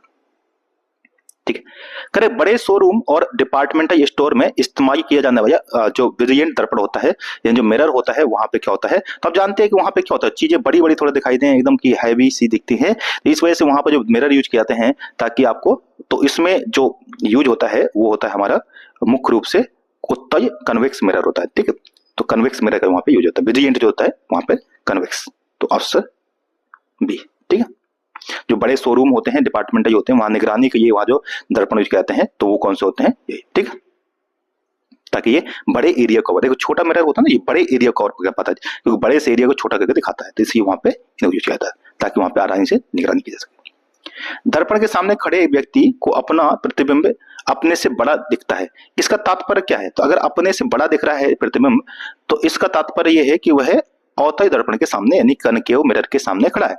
कनकेव मिरर के सामने खड़ा होगा तभी अपना साइज क्या होगा, बड़ा दिखेगा। कन्वेक्स के सामने खड़ा होता तो अपना साइज क्या होता है, उसको छोटा दिखता है। ठीक है, और समतल के सामने खड़ा होगा तो उसका साइज अपने बराबर दिखेगा, तो इसका आंसर हो जाएगा कनकेव। ठीक है, कह कि आवर्धक कांच में यानी कि मैग्नीफाइंग जो प्रयास होता है किस प्रकार का लेंस किया जाता है, तो मैग्नीफाइंग क्या करता है, यानी कि चीज को, छोटा चीज को बड़ा करके दिखा रहा है, और अगर मैग्नीफाई कर रहा है यानी बड़ा दिखा रहा है, तो अगर मिरर होता तो कौन सा हो जाता, कनकेव हो जाता है, कनकेव मिरर होता तो, पर यहाँ तो लेंस है तो लेंस उसका जस्ट उल्टा कर दीजिए तो कन्वेक्स हो जाएगा, कन्वेक्स लेंस। ठीक है, जिस प्रकार कनकेव मिरर होता है उसी प्रकार लेंस, तो लेंस में इसका उल्टा कर दीजिए। ठीक है, नेक्स्ट देखिए, करेंगे किसी घर में एक महीने में ऊर्जा की खपत कितनी हो रही है, 200 यूनिट हो रही है, तो कितने जूल हो गए, तो देखिए एक यूनिट मतलब होता है 3.6 इंटू 10 की पावर 6 जूल। तो अगर इसमें हो रही है कितना 250, तो 250 का मल्टीप्लाई कर दीजिए कितना आ जाएगा 250 का 25 का 3.6 से मल्टीप्लाई कर देंगे तो ये आ जाएगा जाकर के 900। ठीक है, इंटू 10 की पावर 6 और 900 2 जीरो बढ़ा दी तो कितना 9 इंटू 10 की पावर 8 जूल, तो किस आ जाएगा ऑप्शन नंबर सी। करें कि वह ताप बिंदु जिस पर ठोस, द्रव और गैस तीनों अवस्थाएं एक बिंदु पर होती हैं उसे कहते हैं ट्रिपल पॉइंट। ठीक है, तीनों अवस्थाएं एक साथ हो उसे कहते हैं त्रिक बिंदु या ट्रिपल पॉइंट। 67 बीपीएससी में पूछा गया था, इंपॉर्टेंट क्वेश्चन है, मोस्ट इंपॉर्टेंट, याद रखिएगा। करें अधिक ऊंचाइयों पर द्रवों का क्वथनांक क्या होता है, बताया था ऊपर जाएंगे प्रेशर कम होगा, और प्रेशर कम होगा तो उसका क्वथनांक यानी जो बॉइलिंग पॉइंट होगा वो डिक्रीज होगा, घटेगा, इस वजह से खाना देर से पकता है पहाड़ों में। ठीक है, नेक्स्ट देखिए, कमरे को ठंडा किया जाता है पानी के बहाने से, संपीड़ित गैस को छोड़ने से, स्प्राइस गैस से या सोडा गैस से, या कुछ है कि ठोस को पिघलाने से। जैसे देखिए कमरे का जो एसी होता है, जो रेफ्रिजरेटर होता है, वो क्या करता है, उसके पीछे आप जानते हैं कंप्रेसर क्या करता है, कंप्रेसर क्या करता है, गैस को कंप्रेस करता है, और जैसे ही कंप्रेस करेगा तो उसकी जो हीट है वो कहाँ जाएगी, बाहर जाएगी, इस वजह से ये काम करता है कंप्रेशन पे, तो क्या करता है कंप्रेस्ड एयर को छोड़ने से ठंडा जाता है। ठीक, नेक्स्ट देखिए, निम्न में से कौन सा ऊष्मा का सबसे अच्छा कुचालक है, तो देखिए इसमें जो वैसे तो ये देखा शीशा जो है वो ऊष्मा का सबसे अच्छा कुचालक माना जाता है, कौन सा, शीशा, पर मरकरी को भी थोड़ा सा माना जाता है, लेकिन इसमें सबसे जो अच्छा कुचालक है वो क्या है, शीशा यानी कि लेड। ठीक है, तो याद रखिएगा लेड इसमें सबसे अच्छा कुचालक। तांबा और जस्ता जो है यानी कि मरकरी और कॉपर, इनको काफी अच्छा कुचालक माना जाता है, गुड। वहीं मरकरी को भी इसमें खराब माना जाता है, लेकिन सबसे जो बेकार माना, सबसे ज्यादा खराब कहा गया तो वो है हमारा लेड, पर मरकरी भी इसमें हो जाता है। ठीक है, करें कि 100 डिग्री सेल्सियस तापमान पर वायु में जलने की तुलना में 100 डिग्री सेल्सियस वाष्प, देखिए अगर जो भाप होती है, वाष्प जो स्टीम होती है, स्टीम आपको सीधे बर्न करेगा कंपेयर टू बॉइलिंग वाटर, क्योंकि जो बॉइता हुआ पानी होता है और जो स्टीम होती है, स्टीम को अंदर जो होती है वो खतरनाक गुप्त उष्मा होती है, तो ज्यादा गुप्त उष्मा यानी ज्यादा हीट होती है, इस वजह से आपको ज्यादा सीवियर बर्न करेगा, ज्यादा जलाएगा, तो क्या होगा, more dangerous due to latent heat, तो ऑप्शन नंबर जो बी है। ठीक है,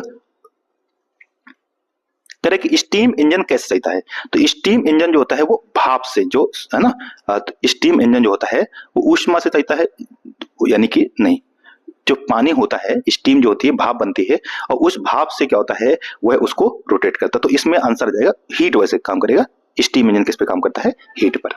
ठीक है, तो इसमें हीट ही वापस पानी को गर्म करता है और जिससे क्या होता है वो स्टीम बनता है और फिर वो चेंज होता है। ठीक है, तो इसका आंसर हो जाएगा करेक्ट कि एसी जो होता है ठंडक क्यों देता है? गैस को कंप्रेस करने वजह से, compression and expansion of the gases, बताया था मैंने आपको कि गैसों को क्या करता है, कंप्रेस करता है, उसके अंदर जो गैस भरी होती है फ्रेओन गैस भरी जाती है, ये सीएफसी भरी जाती थी, अब उसकी जगह फ्रेओन गैस भरी जाती है और इस वजह से वो उसको ठंडा करता है। तो इसका आंसर हो जाएगा। एक पंखा गर्मी के मौसम में आराम की अनुभूति पैदा करता है। देखिए पंखा जो होता है बहुत तेज जब चलता है तो उससे क्या होता है, वो हमारे वेपर जो होता है, पसीना जो होता है, उस पसीने से जो आसपास की हीट होती है, हमारा पसीना बहुत तेजी से बाहर आता है और वो पसीना क्या करता है कि तेजी से सूखता है। जब सूखेगा तो हीट को लेके जाएगा जिससे हमारे शरीर को ठंडा महसूस होगा। तो क्या होगा, हमारा पसीना तेजी से सूखता है, वाष्पित होता है, वाष्पित होने से क्या होता है जिससे आसपास की जो हीट होती है वो कम हो जाती है। तो आंसर जो है इसका डी सही हो जाएगा। कमरे में रखे रेफ्रिजरेटर का दरवाजा खोल दें। अगर देखिए रेफ्रिजरेटर का दरवाजा ओपन कर देंगे तो जैसे हुआ तो और तेज काम करेगा और जब ज्यादा वर्क करेगा तो उसके अंदर से हीट भी ज्यादा पैदा होगी, तो क्या होगा, कमरे का तापमान बढ़ जाएगा, घटेगा नहीं, याद रखें क्या होगा, CITE वार्मर हो जाएगा। तो room will become CITE warmer, कमरा थोड़ा गर्म हो जाएगा।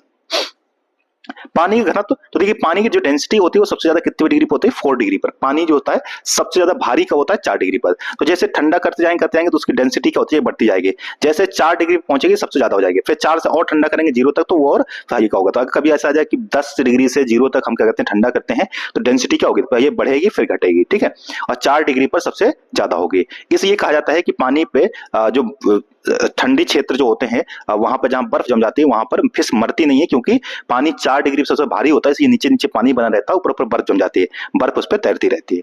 ठीक है, तो याद रखिएगा बर्फ इसी वजह से पानी में तैरती है क्योंकि बर्फ की डेंसिटी जो होती है वो पानी से कम होती है। तो पानी की डेंसिटी कितनी डिग्री पे, 4 डिग्री पे सबसे ज्यादा होती है। ठंड के दिनों में लोहे के गटके और लकड़ी के गटके को छूने पर लोहे का गटका ज्यादा ठंडा महसूस होता है, क्योंकि जो होता है ना कि जो आयरन होता है वो ज्यादा अच्छा कंडक्टर होता है, जिससे वो हमारी बॉडी से हीट को क्या करता है, आसानी से सोख लेता है। जबकि जो वो होता है मतलब वुड होती है वो इतनी अच्छी कंडक्टर नहीं होती है। तो iron is better conductor of the heat than wood. तो ऑप्शन नंबर 20।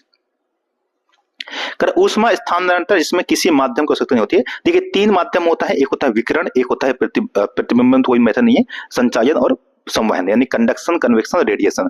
रेडिएशन होती है जो सन से हीट हमारी अर्थ तक पहुंचती है रेडियो एक्टिव मतलब उसे इलेक्ट्रोमैग्नेटिक वेव के माध्यम से। इसमें भी किसी भी माध्यम की जरूरत नहीं होती है, तो इसका हो जाएगा रेडिएशन। 2 और समझ लेते हैं इसमें जो बाकी बचते हैं। देखिए जब पानी को गर्म करते हैं तो पानी जब गर्म होता है तो नीचे का गर्म पानी ऊपर जाता है, ऊपर का ठंडा पानी नीचे आता है। इसी पूरे प्रोसेस में पानी क्या होता है, एक दूसरे से गर्म हो जाता है। इसे कहते हैं संचालन। ठीक है, ठीक है, कन्वेक्शन, कंडक्शन नहीं, इसको कहते हैं संवहन। संवहन में क्या होता है कि ऊपर का नीचे का गर्म पानी ऊपर जाएगा, ऊपर का ठंडा नीचे आएगा, इस तरीके गर्म होता है, इसे कहते हैं कन्वेक्शन। कंडक्शन क्या होता है, जैसे लोहे का टुकड़ा ये आपने एक तरफ गर्म करना शुरू करेंगे, धीरे धीरे क्या होगा, ये हीट इधर पहुंच जाएगी। तो देखो इसमें मीडियम की जरूरत है, बिना माध्यम के आगे हीट नहीं जा पा रही, और उसी प्रकार से पानी जो नीचे पानी था ऊपर जा रहा था, ऊपर नीचे आ रहा, उसमें मीडियम चाहिए था। पर जो विकिरण होता है, जो सन से रेडिएशन आती है, इसमें किसी भी मीडियम की जरूरत नहीं होती है। ठीक है दोस्तों, बताया था मैंने आपको कि जो टाइम पीरियड होता है ये डिपेंड करता है किस पर, टी बराबर होता है 2 pi under root l upon में जी। तो इस पे डिपेंड करेगा, किस पे, लंबाई पे। जितना ज्यादा लेंथ होगी उसी पर टाइम पीरियड डिपेंड करेगा। तो किस पे डिपेंड करेगा, लेंथ पे डिपेंड करता है। ठीक, ऑप्शन नंबर बी। उत्तरोत्तर सुरंग और 2 गर्तों के बीच की दूरी बताया था मैंने आपको कि 2 क्रस्ट और गर्त, ये देखो ये दो है ना इस तरीके से, तो इन दोनों के बीच की दूरी क्या कहते हैं, वेवलेंथ कहते हैं। क्या कहते हैं इसको, वेवलेंथ, तरंगदैर्घ्य। तो तरंगदैर्घ्य हो जाएगा। एम्पलीट्यूड क्या होता है, जो मैक्सिमम ऊंचाई होती है किसी भी शिखर की, शीर्ष की, सुरंग की जो मैक्सिमम हाइट होती है क्रेस्ट की, उसे कहते हैं वेवलेंथ, उसे एम्पलीट्यूड कहते हैं। फ्रीक्वेंसी क्या होता है कि 1 सेकंड में जितने ऐसे वेव पूरे हो जाएंगे उसे कहते हैं आवृत्ति कहते हैं। ठीक, एक सामान्य शुष्क से विद्युत अपघट होता है, तो जो एक सामान्य शुष्क से होता है, ड्राई से होता है, उसके अंदर विद्युत अपघट यानी कि एक तरह के जो केमिकल भरा होता है, वो क्या होता है। देखो ड्राई से जो होता है उसके अंदर जो मेन होता है वो होता है मुख्य रूप से अमोनियम क्लोराइड। तो अमोनियम क्लोराइड भरा रहता है, ऑप्शन नंबर ये। ठीक है, ऑप्शन नंबर सी। तो उसमें क्या भरा रहता है, अमोनियम क्लोराइड। ठीक, NH4 से इसको भरा जाता है। ठीक है, और कभी कभी जिंक क्लोराइड भी भर सकते हैं, पर जिंक नहीं भर सकते। ठीक है, तो याद रखिएगा, तो ये इसका आंसर हो जाएगा। 1 m किलोग्राम भार एवं E कूलाम आवेश वाला इलेक्ट्रॉन V वोल्ट के विभवांतर से गति करता है, तो उसकी गतिज ऊर्जा कितनी होगी। ठीक है, तो अगर हम यहां से ये बात करें कि एक मिनट दोस्तों, हाँ आप देखिए, तो जैसे आप जानते हैं कि इसमें जो ईवी होता है, इलेक्ट्रॉन वोल्ट होता है, यही गतिज ऊर्जा होती है। यहाँ से एम ई, इससे कोई एम से यहाँ कोई संबंध है नहीं है, सिर्फ ई और वी। ई माने इलेक्ट्रॉन, वी माने वोल्ट। और यहाँ देखिए एक इलेक्ट्रॉन वोल्ट होता है वो 1.6 इंटू 10 की पावर -19 जूल के बराबर होता है, ये भी याद रखिएगा, इंपॉर्टेंट है। तो इसका आंसर हो जाएगा इलेक्ट्रॉन वोल्ट। एम से यहाँ कोई द्रव्यमान से कोई यहाँ पे वो नहीं है। करेक्ट, कौन सा इसमें सही नहीं है? विद्युत इलेक्ट्रिक मोटर। तो जो आप जानते हैं विद्युत मोटर होता है वो क्या करता है, इलेक्ट्रिक एनर्जी ये करके क्या करता है, मैकेनिकल एनर्जी देता है, यानी हवा देता है, घूमता है तो क्या करता है, मैकेनिकल। तो विद्युत एनर्जी से इलेक्ट्रिक, सही दिया हुआ है, यही एकदम सही मैच है। दूसरा जो विद्युत फ्यूज है वो हीटिंग इफेक्ट ऑफ करंट पे काम करता है, ये भी सही दिया है। विद्युत जनरेटर जो होता है वो चुंबकीय इलेक्ट्रोमैग्नेटिक इंडक्शन पे काम करता है, ये भी सही है। तो ये सारे जो चीजें हैं वो सही दिया है, तो मोर देन 1 हो जाएगा। तीनों के तीनों एकदम सही है, ठीक है। करेक्ट, टरबाइन एवं डायनोमो से बिजली उत्पन्न प्राप्त करने में किस ऊर्जा को विद्युत ऊर्जा में परिवर्तित करते हैं? तो क्या होता है, देखो डायनोमो या टरबाइन जो होती है उसमें जो मैकेनिकल एनर्जी होती है, यानी कि बाहर से जो घुमाने का यानी कि एनर्जी देते हैं, तो मैकेनिकल एनर्जी उसमें चेंज होती है किसमें, विद्युत ऊर्जा में, ठीक। जो सौर ऊर्जा को इलेक्ट्रिक में, ये सोलर पैनल जो होते हैं, फोटो सोलर पैनल जिसको हम फोटोवोल्टिक सही कहते हैं, इसका यूज कहता है फोटोवोल्टिक, ठीक है। सौर रासायनिक ऊर्जा जो सेल होती है, बैटरी जो होती है, उसका प्रयोग किया जाता है इसमें, ठीक है। और नेक्स्ट देखिए, डायनामो बताया था मैंने आपको, बता दिया कि यांत्रिक ऊर्जा को विद्युत ऊर्जा में, तो ऑप्शन नंबर बी। डायनामो क्या करता है, मैकेनिकल एनर्जी को कन्वर्ट करता है इलेक्ट्रिक एनर्जी में, तो converts mechanical into electric. Photo बताया था इसमें प्रकाश ऊर्जा क्या करता है, इलेक्ट्रिक एनर्जी में convert light energy into electric energy, तो ऑप्शन नंबर जो बी है। नेक्स्ट देखिए, सौर से अधिकतम ऊर्जा कब देता है? जब सूर्य की किरणें लंबवत गिरती हैं, दोपहर में अधिक गर्मी होती है, जब सूर्य पृथ्वी के सबसे निकटतम होता है, या उनमें से कोई नहीं। तो देखिए जैसी बात है कि जब सबसे ज्यादा एनर्जी तभी पैदा होगी जब लाइट क्या होगी, डायरेक्ट आकर के ये जो सेल है इसमें डायरेक्ट सीधे 90 डिग्री पड़ेंगे, तो ऑप्शन नंबर डी है, जो वर्टिकली फॉलो होते हैं तभी। करे चुंबक का अनुचुंबकीय पदार्थ कौन सा है? देखिए अनुचुंबकीय और जिसको मैग्नेटिक और डाईमैग्नेटिक कहते हैं, यानी अनुचुंबकीय और प्रतिचुंबकीय, ठीक है। तो अनुचुंबकीय वो है जो थोड़े कॉन्सेप्ट समझते हैं इसमें, ठीक। तो इसमें से अगर आंसर तो बात हो जाएगी प्लेटिनम, बाकी सारे के सारे क्या है, प्लेटिनम कह दिया है, ऑप्शन नंबर डी। इसमें से देखिए ये सारे के सारे जो है, ये निकल हो गया, ठीक है, लोहा हो गया, कुछ 3 प्रकार के होते हैं, यानी कि अगर हम बात करें, एक होता है प्रतिचुंबकीय डाईमैग्नेटिक, जो चुंबक से थोड़ा सा रिपल हो जाते हैं, आकर्षित होंगे, अट्रैक्ट होंगे, उन्हें कहते हैं पैरामैग्नेटिक। क्या कहते हैं इसको, पैरामैग्नेट, जो अट्रैक्ट होते हैं। और इसका एग्जाम्पल हो जाएगा हमारा प्लेटिनम हो गया, और एक एल्यूमिनियम हो सकता है, एल्यूमिनियम, ठीक है।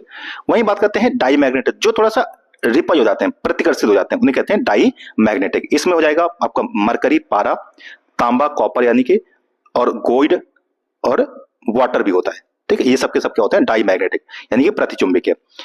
एक होता है फेरोमैग्नेटिक, फेरोमैग्नेटिक यह चुंबकीय, इसमें होता है निकल, ठीक है, आयरन, ठीक है, आयरन और कोबाल्ट, ये सब के सब क्या होते हैं, फेरोमैग्नेटिक। तो इसका आंसर हो जाएगा प्लेटिनम और एक एल्यूमिनियम, याद रखिएगा, ठीक है। कर सड़क प्रकाश में बल्बों को कैसे जोड़ा जाता है? तो देखिए जो भी बल्ब होते हैं जो साइड अगर रहते हैं, हमारे घरों में जो कॉम्बिनेशन होता है, अब बताइए जो हमारे घरों में कॉम्बिनेशन होता है कौन सा होता है? तो समांतर क्रम होता है, क्योंकि रेजिस्टेंस कम से कम होगा, और इसलिए जहां पे भी कॉम्बिनेशन होता है वो सबके सब क्या होता है, समांतर क्रम यानी कि पैरेलल कॉम्बिनेशन होता है, ठीक है। इसमें रेजिस्टेंस कम हो जाता है और सभी में वोल्टेज कांस्टेंट रहता है, ठीक है।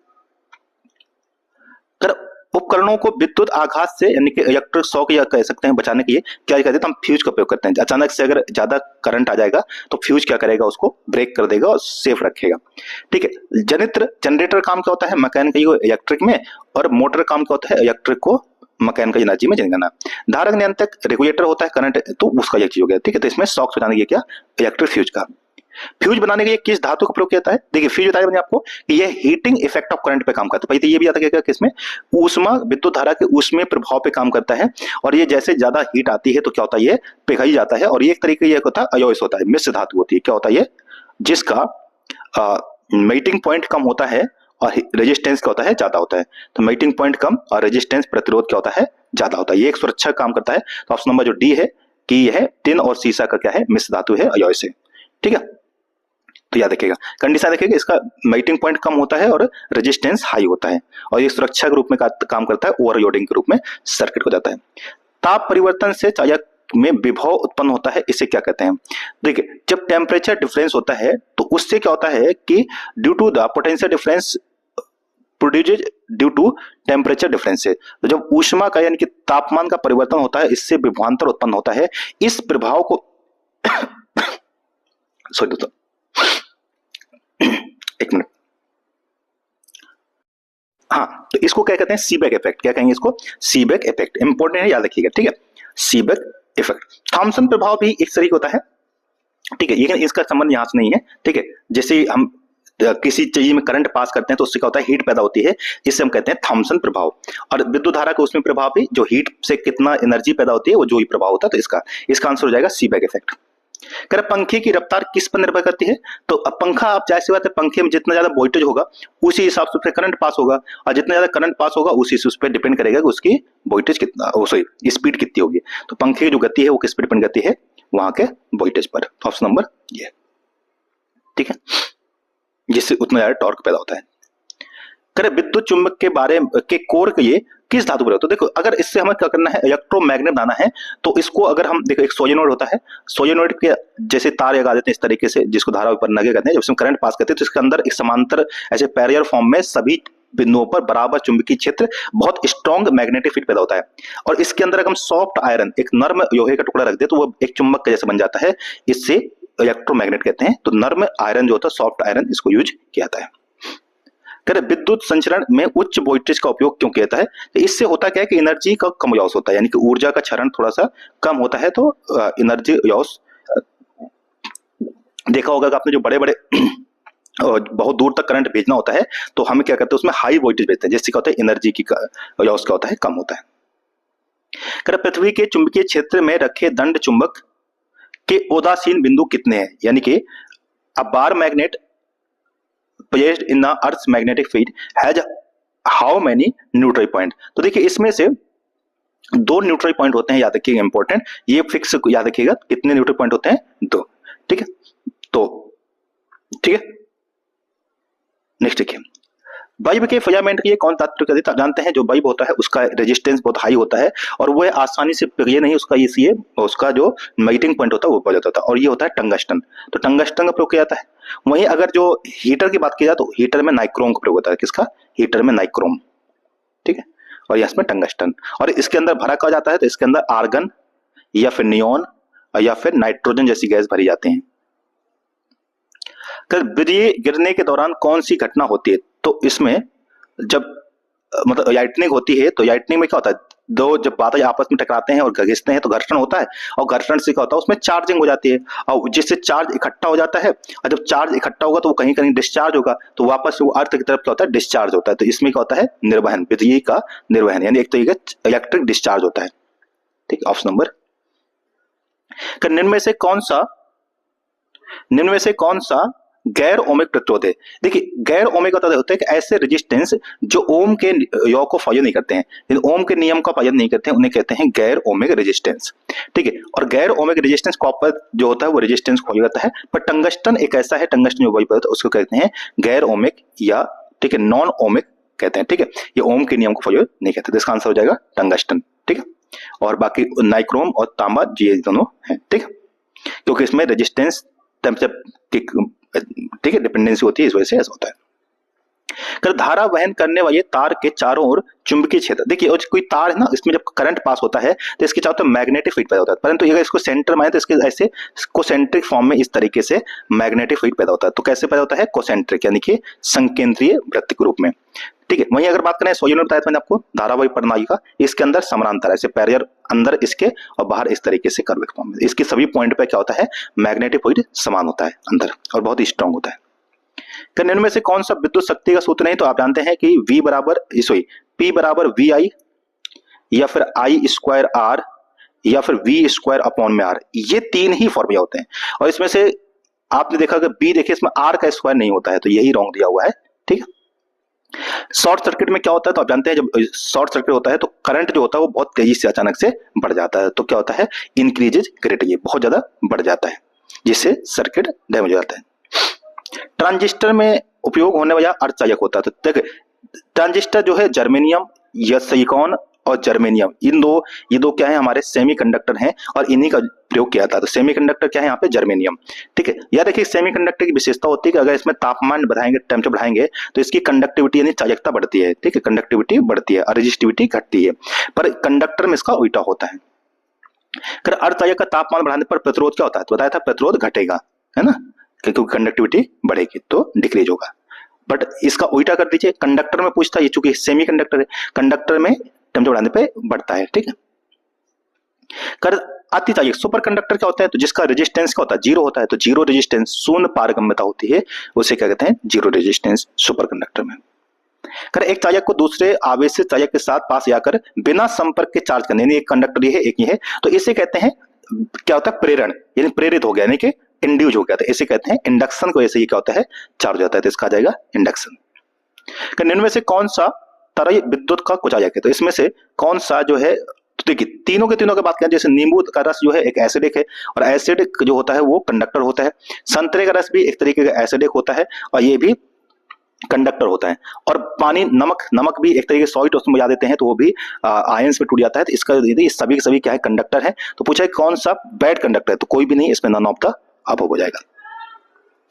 कर प्रबल विद्युत अपघट्ट की चालकता क्या होती है, जो देखो स्ट्रॉन्ग इलेक्ट्रोलाइट जो होता है उसकी वैसे तो वो बहुत तेजी से, यानी कि उसके धीरे तुरंत खत्म हो जाती है इलेक्ट्रिसिटी कंडक्टिविटी, परंतु जैसे ही उसको हम सॉरी चालकता क्या होती है, थोड़ी बहुत बढ़ती है, थोड़ी बढ़ती है, तो क्या होती है, थोड़ी बढ़ती है। ठीक है, सीआईटी इंक्रीज होती है। करे परमाणु बम का सिद्धांत जो है वो जानते हैं, नाभिकीय विखंडन पे काम करता है, न्यूक्लियर फिजन पे इसी समय एनर्जी पैदा होती है न्यूक्लियर पावर प्लांट में, तो नाभिकीय विखंडन न्यूक्लियर फिजन पे काम करता है। पर जो सूर्य की एनर्जी होती है, सन की जो एनर्जी होती है, वो न्यूक्लियर फ्यूजन पे काम करता है, नाभिकीय संयोजन पे। ठीक है, दो हाइड्रोजन के एटम जुड़ करके क्या बनाते हैं, ये बनाते हैं। और हाइड्रोजन बम भी किस में काम करता है, न्यूक्लियर फ्यूजन पर, तो हाइड्रोजन बम किस पे, इस पे, और एटम बम या परमाणु बम किस पे काम करता है, तो न्यूक्लियर फ्यूजन पर। तो इसका आंसर ये हो जाएगा। याद रखिएगा कि सॉरी एक चीज और बताता हूं मैं, हाँ ये हो गया नाभिकीय अनंत रूप से एनर्जी पैदा करता है, और ठीक। अच्छा, यूरेनियम 235 का उपयोग किया जाता है किसमें, जो नाभिकीय एटम बम बनाने में यूरेनियम 235 का उपयोग होता है। नाभिकीय रिएक्टर में D2O, तो भारी तय काम क्या होता है, ये मॉडरेटर काम करता है, मंदक के रूप में काम करता है, यानी कि बताए तो यूरेनियम 235 का प्रयोग किसमें करते हैं, ईंधन के रूप में करते हैं, और मॉडरेटर। इसमें ग्रेफाइट की छड़ों का भी प्रयोग किया जाता है। ठीक है, निम्न में से कौन सी विद्युत चुंबकीय तरंग नहीं, बताया था मैंने आपको, अल्फा बीटा जहां पे दिया हो विद्युत चुंबकीय नहीं है, गामा रे एक्स रे ये सभी के सभी हैं, पर बीटा जो अल्फा बीटा ये नहीं है। ठीक है, निम्न में से कौन सा एक रेडियो धर्मी तत्व द्वारा उत्सर्जित धनात्मक आवेश, देखो तीन, जब रेडियो एक्टिव सब्सटेंस से तीन चीजें अल्फा बीटा और गामा, जो अल्फा होता है वो पॉजिटिव होता है, इसका जो आवेश चार्ज होता है वो 2 प्रोटॉन के बराबर होता है, कितने, 2 प्रोटॉन के बराबर। जो बीटा होता है वो इलेक्ट्रॉन के बराबर होता है, माइनस का होता है, और गामा जो होता है ये इलेक्ट्रोमैग्नेटिक वेव है और ये न्यूट्रल होती है। ठीक है, तो इसमें पूछा है कि कौन सा पॉजिटिव होता है, तो वो हो जाएगा हमारा अल्फा रेज। ठीक है, कर किसी विखंडनीय पदार्थ का क्रांतिक ताप द्रव्यमान क्या होता है, यानी कि क्रांतिक द्रव्यमान देखो होता है कि कोई भी मतलब एक तरीके से ऐसा द्रव्यमान जिसके ऊपर ही विखंडन होगा तभी टूटेगा, अदरवाइज नहीं टूटेगा। ठीक है, यानी कि विखंडन होने के बाद ही क्या होता है, मतलब एक निश्चित द्रव्यमान होगा तभी वो क्या करेगा, टूटेगा, अदरवाइज नहीं टूटेगा। ठीक है, तो इसमें क्या होता है कि तरंगित अपक्रिया है तो न्यूनतम द्रव्यमान, minimum mass for chain reaction, तो option number B. 2G spectrum में G का क्या अर्थ है, G का अर्थ है यहाँ जनरेशन, तो ऑप्शन नंबर सी हो जाएगा। ठीक है, तो जनरेशन। ठीक है, नेक्स्ट देखो, एक प्रिंटर की गुणवत्ता किससे मापी जाती है, तो एक प्रिंटर की जो गुणवत्ता होती है वो मापी जाती है DPI से, DPI मतलब डॉट पर इंच। ठीक है, तो एक जो प्रिंटर होता है उसकी गुणवत्ता मापी जाती है DPI से, डॉट प्रति इंच। ठीक है, इसका आंसर। निम्न में से कौन सा कंप्यूटर की भाषा नहीं है, बेसिक, सी, फास्ट और फॉरट्रेन, इसमें से कौन सी कंप्यूटर की भाषा नहीं है, तो बेसिक तो है सी आप सुनते हैं, फॉस्टॉन भी है, इसमें फास्ट जो है वो कंप्यूटर की भाषा नहीं है। ठीक है, हाल ही में चर्चित चैट जीपीटी का पूर्ण रूप क्या है, तो चैट जीपीटी का क्या है, इसका है जनरेटिव प्री ट्रेन ट्रांसफॉर्मेशन। ठीक है, और जनरेटिव AI। ठीक है, इसका क्या जाएगा, जनरेटिव प्री ट्रेंड ट्रांसफार्मर, ये जीपीटी का फुल फॉर्म है, जीपीटी का। और अच्छा याद रखिएगा कि एआई के बारे में सोचिए किसने, तो कौन फाउंडर है, तो उसके जॉन मैककार्थी, जॉन मैककार्थी को एआई का फाउंडर माना जाता है, तो जॉन मैककार्थी, ठीक है, याद रखिएगा।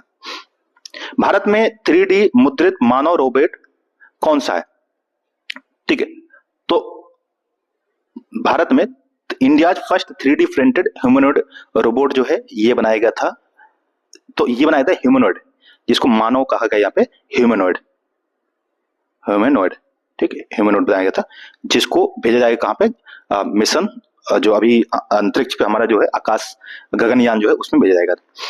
कहते हैं इसरो के GSLV 15 मिशन के बारे में कौन सा कथन सही है, तो GSLV जो 15 मिशन है, F-15 जो है ये 2025 में पूछा गया था 71 BPSC में, तो ये अभी भी इंपॉर्टेंट है। तो इसमें देखिए क्या है कि इसमें जो उपग्रह भेजा गया था ये एकदम सही दिया है, ठीक है, कि NVS-02 उपग्रह लॉन्च किया गया था, ये भी सही है। इसको श्रीहरिकोटा से भेजा गया था, ये भी इसका सही ही दिया है।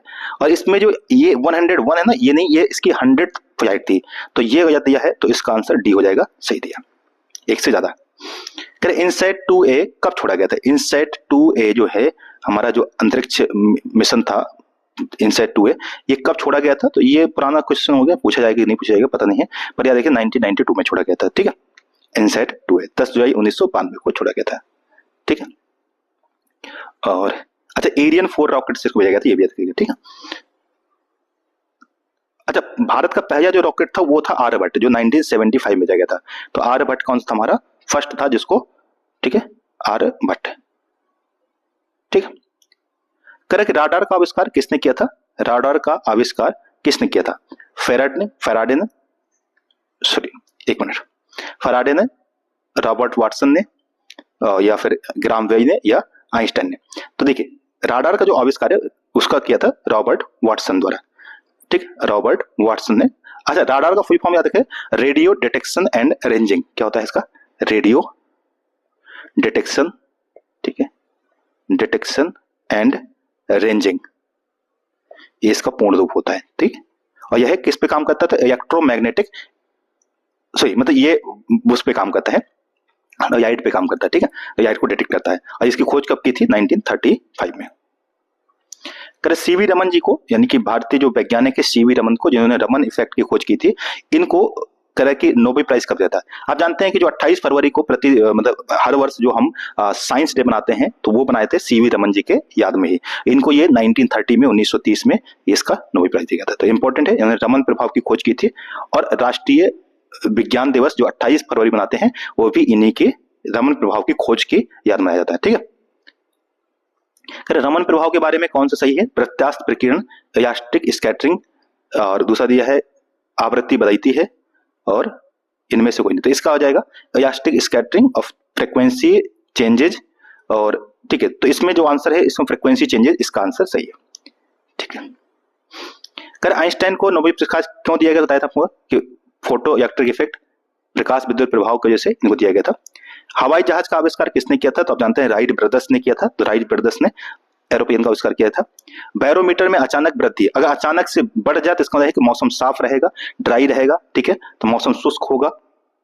और अचानक से तापमान गिर जाए तो नहीं क्या आएगा, तूफान आएगा। तो तापमान अचानक से गिर जाए तो तूफान आने का, तापमान अचानक से मतलब सॉरी इसका बैरोमीटर में जो वो है पारा ऊपर बढ़ जाए तो यानी कि मौसम साफ है, या कह सकते हैं शुष्क या अत्यंत। तो इसमें दोनों सही है वैसे तो, मौसम क्लियर, मौसम को ये याद रखिएगा।